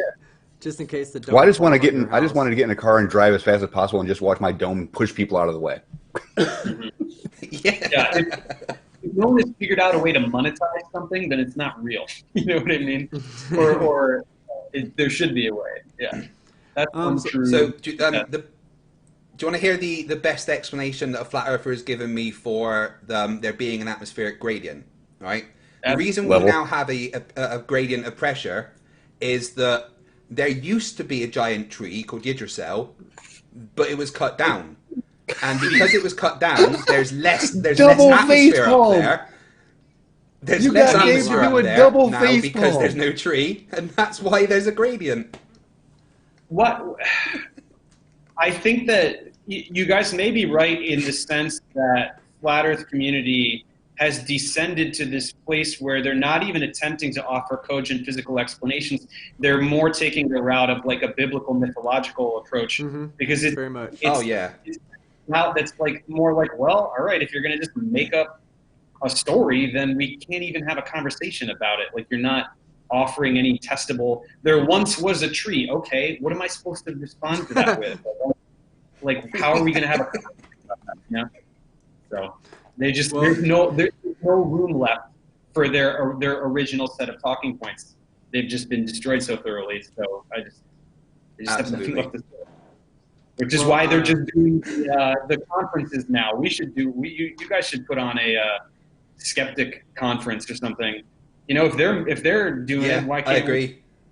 You know, they're getting. It's funny that you I bring reckon we that could up. sell out. It's funny that you bring that up because in November they're actually bringing the Flat Earth Conference to my hometown in Dallas, and I have every intention of attending the event, whether they'll let me in or not. I've been trying to reach out to the creator along with a couple other creators, but we've been trying to reach out to the creator that's involved in planning the whole thing. Not a lot of luck. I called him one time live, and he didn't appreciate that. Plus, I'm pretty abrasive in my approach to Flat Earth. Like, I call them fucking idiots a lot, and I ring a bell, and I count how many times I call them an idiot. I'm not very friendly in their eyes, but that's fine. I'm a nice guy. But then you'd have to live with the fact that you they would probably they have a strict policy there where they will boot you if you're not like, if I go in there and try to start talking about the globe Earth, they'll just say I'm being disruptive and have me removed. If you said nothing, would they recognize you and toss you anyway? Well, they would now. I definitely think they would recognize me if I went there, especially since I've been very adamant about saying that I'm going to go. But if they don't let me get in, then I'm just going to protest get a protest permit and set up right outside of their front door and talk to people as they come out and just videotape it and have a good time with it. But it's right. We were talking about that when we were trying to set the whole thing up as a group thing. We were saying we should hold our own Skeptics conference, because I do think that a lot of people will sit there and say, yeah, you just parrot what you've been taught. You're indoctrinated. But it's impossible to indoctrinate somebody with the truth. You're just telling them the truth.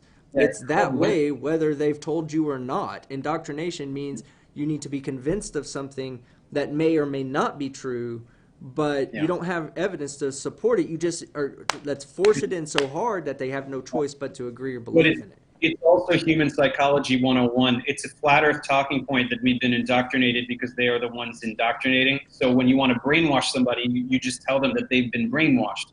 So that way they're nice and receptive to the brainwashing. That's point number 10 on my 10 things that all flat earthers say.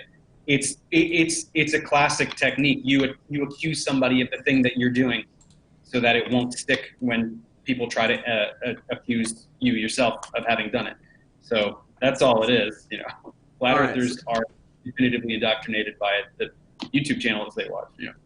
No, and I agree It's all right, with you. Dave. It's safe I've on this watched channel. It's safe to say that they're fucking idiots. It's okay. We're in a safe space. Oh, yeah. Okay. Something you should know. All three of us are ex-military, so you're not going to offend any of us with a little bit of flavor to your linguistics. Colorful metaphors are welcomed. Yes, they are. Encouraged, in fact. And the fact that we are all ex-military, that absolutely drives them crazy, by the way, because that's a conspiracy in itself. Why are these debunkers ex-military? And there's a bunch of us, Dave. There's a bunch of ex-military in this group, in this community. So I thought it was just so that you could debunk all their like sniper bullet arguments and all that stuff. You know? No, it irritates a few others because my OS was satellite intelligence. So it really pisses them off to talk to me. I was an electronics technician, so I know a bunch of electronic stuff, but I was also specialized in radar as a radar tech. So not only do I get the electronics background, but I also get electromagnetic wave propagation, which, by the way, debunks flat Earth. Because if the Earth was flat, guess what, guys? Out at sea, we could just talk to Paris. We could just talk to London across the sea. There would be nothing that stops us from sending a signal. The underwater cables, right? I'm sorry? Hence the underwater cables. That's their counterpart to that. Yes, yeah. Exactly. And I was a nuclear engineer, so I can cover it like that side of physics and stuff. And I've got quite a lot of people at the moment saying that nuclear power is fake, and that really annoys me. What happened at Chernobyl then? Did you guys watch that miniseries? It was awesome. Yeah, exactly. I refused actually. I haven't watched it I yet. I watched very little TV to begin with, but that's when I actually said I'm not going to watch because Hollywood dramatization. Well, let me get to these three final super chats, and then we're going to wrap everything up. Panel members, get together your final question that you'd like to ask Professor Dave. And Professor Dave, if you want to put together one question that maybe each one of us could answer, you don't have to put together one for each one of us, just a question that you'd like to ask us, and we'll respond to that with as much honesty as possible. We can't just be completely honest. We don't want to tell people the earth is flat. We don't want to give away the secret. So, James Collins, James Collins, $4.99. 3 of my favorite YouTubers in the same place. Is it fucking Christmas? Loved this stream. James, I will disagree with you, and I will say that there are 4 people on here that should be your favorite YouTubers. He did correct that later outside of Super Chat. Oh, okay. Great. Oh, now I don't have to now I don't have to disown you, because there's no way you could have said that your 3 favorites aren't Professor Dave, Fight the Flat Earth, and Sean Hufford. So I would have taken that personally offensive, because it would have been me you were talking about, James. But Gravity Axe, another 5 Aussie dollars. Thank you, all the Aussies out there tonight. Thank you very much for all your super chats. I do truly, truly appreciate it. The 5th member of the panel, Fight the Flat Earth. Who do you think he's talking about? Let me put you on full screen real quick. The 5th member of the panel has been useless all show. You need to remove him. Well, he has been looking at the red rhetoric. He's useless in general. But that's his advertisement. He's running an advert right now for Dumbfuck of the Year. Okay, that's another thing. We run a competition every year for the #1 Dumbfuck of the Year, Professor Dave, and the guy on screen, not the one that's actually moving, the one that's in standstill, is running for Dumbfuck of the Year 2019. But yes, He's come second twice. Yeah, he's coming 3 second times. twice. He can't even win a losers competition. Okay, and then John Rapp for 5 Aussie dollars. Thank you very much again. If we lived in a dome, the world would smell like farts. Agreed. If you've been around Daniel Pratt's house, it actually does smell like farts. But here in Texas, we're far enough away from him that we don't have to worry about that. And then Oxtal for the final super chat for $2. U.S. Navy anchors away. Yes, that's our song. Okay, so I will lead off the final question for you, Professor Dave.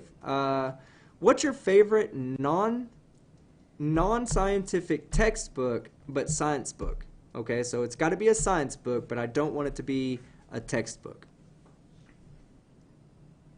Like science fiction? No, actual science. Oh, actual science. Oh my gosh. Oh, not a textbook. Now, let me give you mine so that we have it. I do QED by Richard Feynman. I love reading it. Okay. I've read it 3 times now, and it's amazing. Mm-hmm.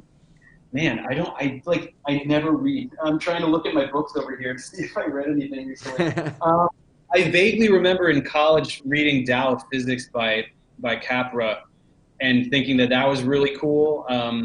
Admittedly, it is got that quantum mysticism flavor, but it was like the rigidly empirical version of it. It was just sort of like drawing interesting parallels between modern physics and sort of like ancient belief systems, but more like the Eastern, like the Asian belief systems that are very basic and more philosophical, and just sort of going like, isn't this interesting how this philosophy says this, and it's kind of a parallel.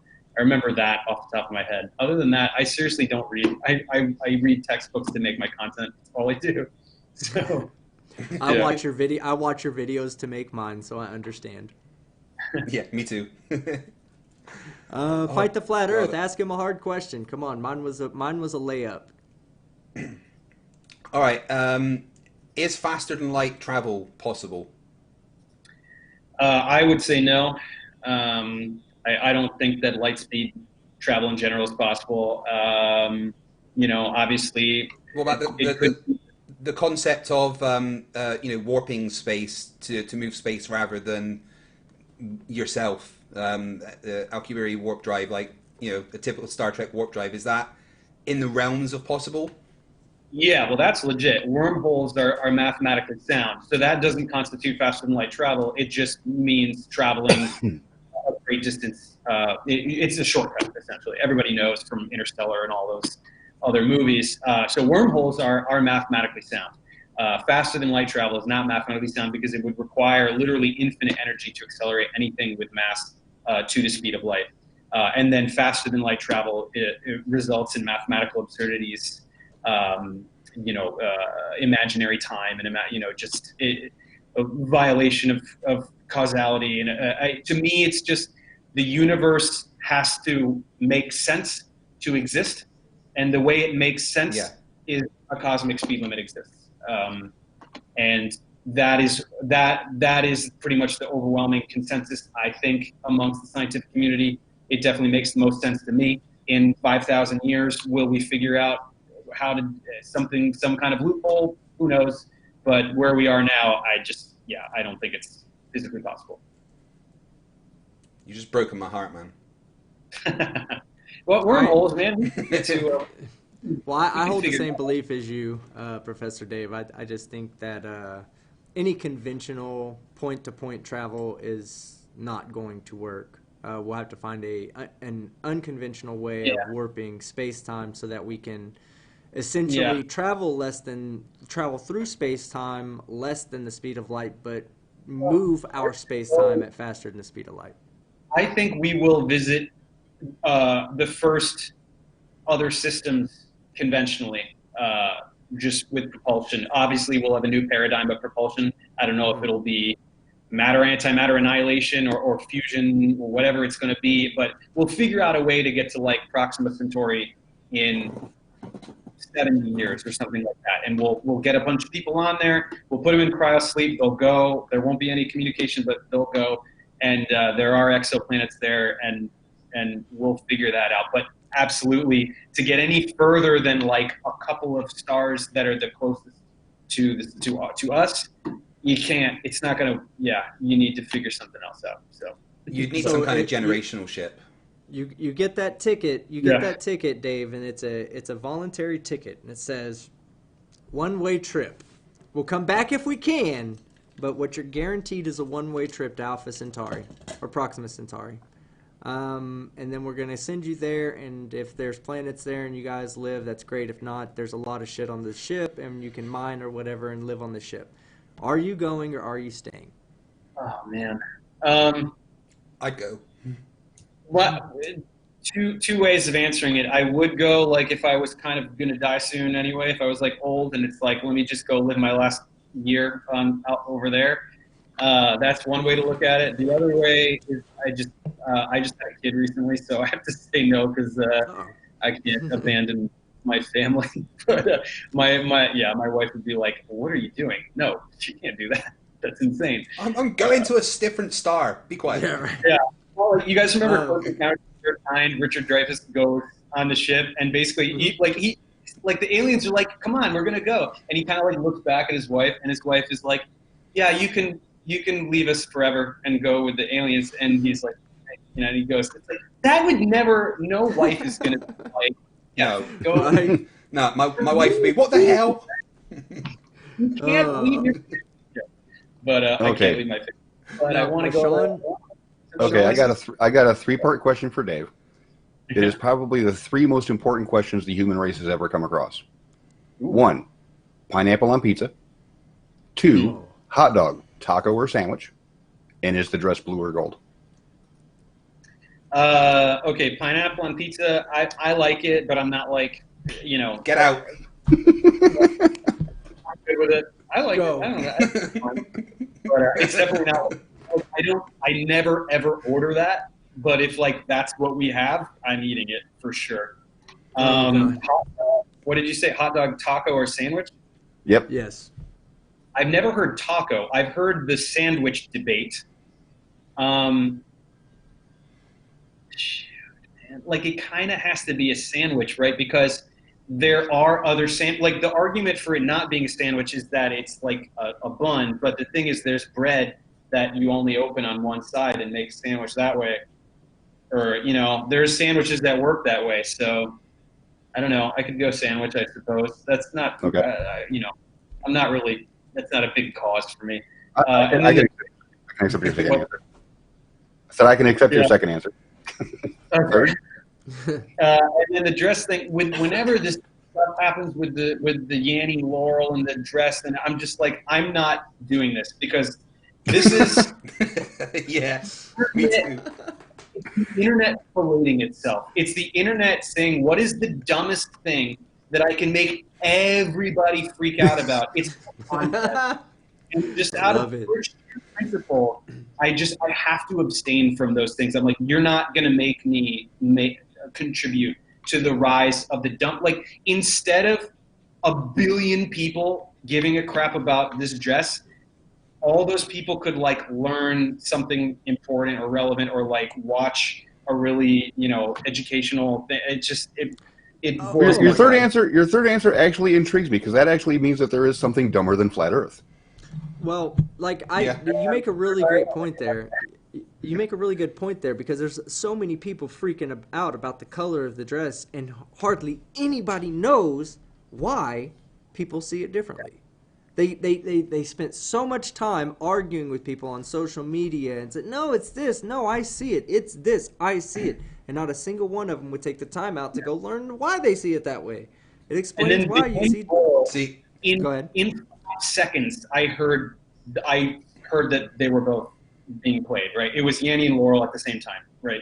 And it was just which one you heard more. In 10 seconds, I was like, oh, it's both. Duh. And then 6 hours later, I was like, why does everyone care about this? Go back to what's happening. It's both of them at the same time. Why can't you do that? Like, it just infuriates me. Because I do remember the dress thing, because I was reading the news, and for some reason, that dress thing was in the news, like it's fucking newsworthy. And the first time I looked at it, I was like, well, that dress is gold. But then I looked away and looked back, and I was like, oh, no, it is blue. Okay, we're missing the point here. You guys both asked Dave serious questions. I had to ask him the most absurd questions that are plaguing the world at this point in time. So I apologize, Dave. It was kind of a. Okay, these guys are serious. Let's throw a joke in there. We've just added to the plague. We've added to the problem, guys. Good job, panel members. It's what we do here on Science or Satire. And I think on that note, I think we're going to wrap it up, Dave. Okay, hold on. I got a couple more super chats that came in while we were bullshitting. Bree W for $5. I've recently discovered you all, and I have to say, all I have to say is thanks for killing Flat Earth spirits. You're welcome, Bree. Appreciate the super chat. Thanks for the support. Yeah, it's fun. I love what I do. I have so much fun doing this. UTB Doug, £5. What did you guys think of Robert Zubrin's case for space? I haven't actually seen it.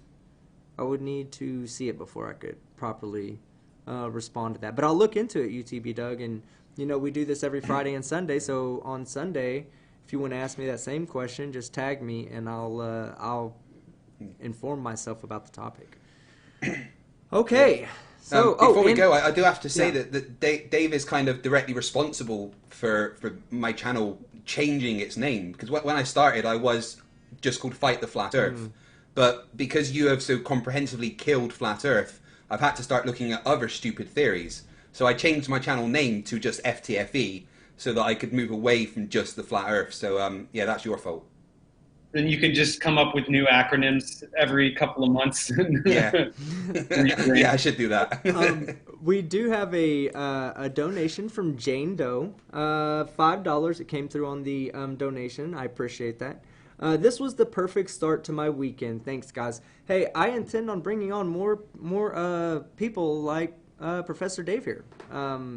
People that I find very entertaining, very educational, something that you could learn something from. I don't just want to bring on somebody that's going to get up here and bullshit with us the whole time. I want you to learn something. I think everybody here tonight probably learned a little something about something that they probably didn't know about. I don't know how to... You guys learned something about something. You learned something about something tonight, whether it was how I trip on words. Job. Good job, everybody, including Team Skeptic, for being an idiot. Ding. Ding. Ding. So, yes, Professor Dave, thank you very much for coming on tonight. Before we get out of here, I'm going to turn it over to you to kind of say anything you'd like to say. Go ahead. I'm this was fun. I love this kind of stuff. I mean, I have my realm, which is like, I'm not in academia, but I'm like academia adjacent. So I'm like super interested in like, curriculum aligned stuff. So this flat earth thing that happened to me by chance was sort of a fun, like, hey, like I can kind of participate in this other community and debunk things and like get a little bit more fiery than my more like laid back approach. Cause it is in me. Like I do, like this is my personality. I like to challenge and debunk and debate and things like that. So really happy to be here. Really stoked to hear what you guys are saying about. I maybe underestimated the influence of that video. So that's fun to hear. And yeah, keep it up, guys. Keep. I'm excited to see like if we can just snuff this thing out for good and just completely erase it from Let's do from it. the record. Yeah, so Let's do it. definitely keep that. Everyone forget it ever happened. And I do want to point out something because you hit on a good point here, and maybe people who don't subscribe to you or don't follow your more curriculum based videos and maybe have only seen the flat Earth videos, the 2 flat Earth videos that I'm talking about, the one where you were debunking the claims at first, and then the second one was your response to Globebusters. And in your response to Globebusters, it was a totally different Dave that I've ever seen. Yeah, I was like, yeah. whoa, Yeah. where did this guy come from? And how do I get him on my show to talk, because that was awesome. You just really, it was a whole different demeanor. Go ahead. You knew my channel prior to my flat Earth content? Yeah, absolutely. Okay. Absolutely. Yeah, me too. Absolutely. Me too. I've been, I would say the 5 channels I was subscribed to before I started dealing with Flat Earth were Joe Rogan's, the Joe Rogan Experience, your channel, Nick Lucid's channel, Science Asylum, Veritasium, and Smarter Every Day. I think those were the 5 channels that I watched y'all's 4 channels just for scientific knowledge. There's a lot of scientific information you can pull from those channels. If any of you guys are ever wondering about a scientific topic and you type it into the search, guaranteed a Professor Dave Explains video is going to be there. He covers everything and he does it amazing. Yeah. So it's very easy to understand, very presentable information. It's funny at times. I truly enjoy watching it. So it's been an honor to have you on tonight. I'm glad that there was somebody else that shares my craziness, that has to deal with this flat Earth stuff. And we have Fight the Flat Earth, we have Sean Hufford over here. We've been dealing with flat Earth forever. So now that you come in and you're like, holy shit, these guys are absolutely fucking nut jobs. It's always great to be able to share that sentiment with somebody else. When the whole Globebusters thing went down and they did the live stream, I was just like, I couldn't even believe it because that was my first true exposure to flat Earth talking points, and I couldn't believe my ears. It was astonishing.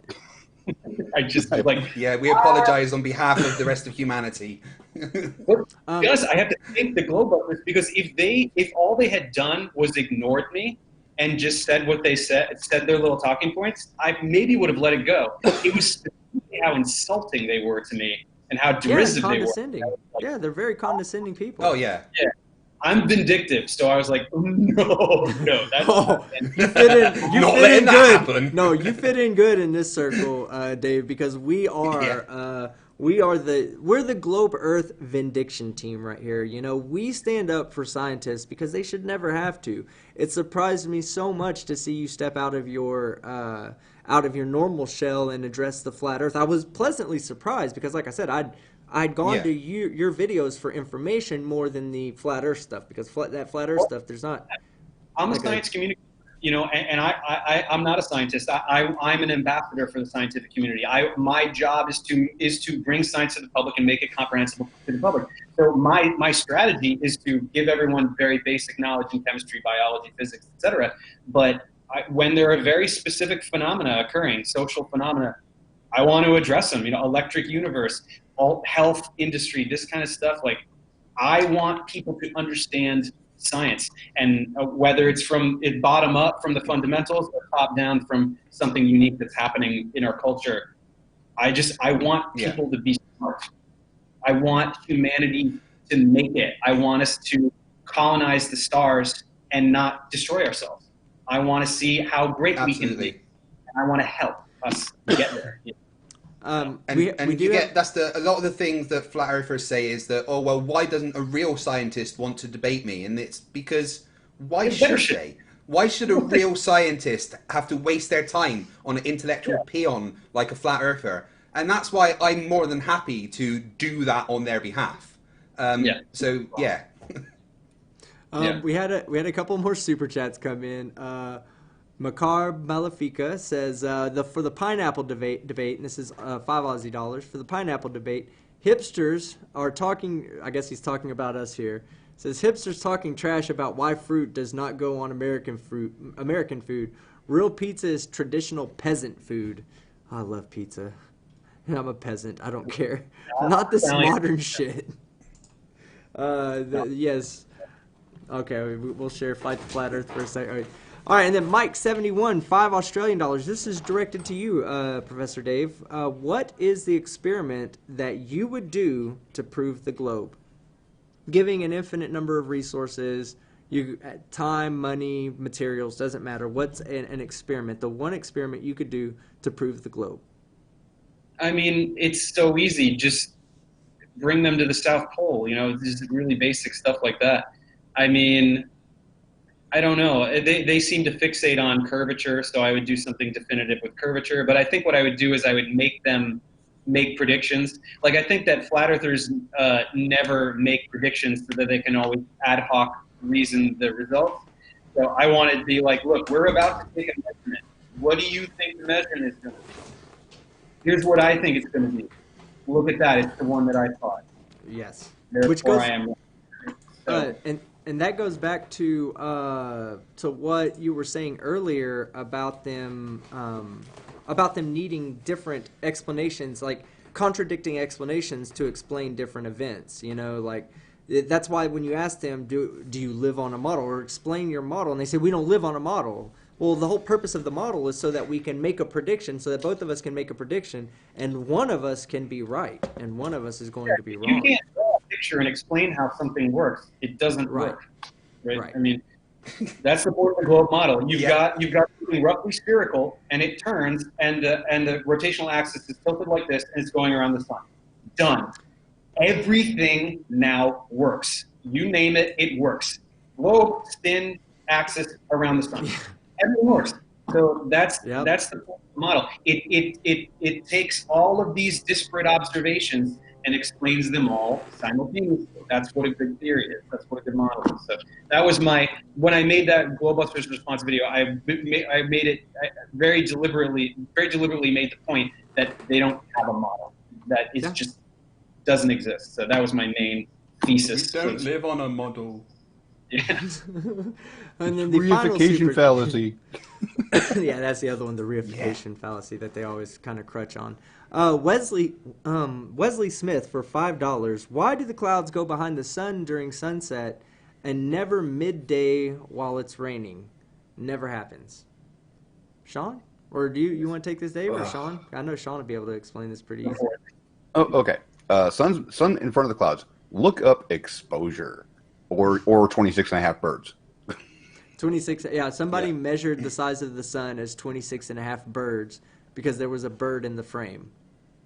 Because a bird came in front of actually transited the sun, so then they measured that bird 26 and a half times to say the sun is 26 and a half birds wide. That's what we deal with.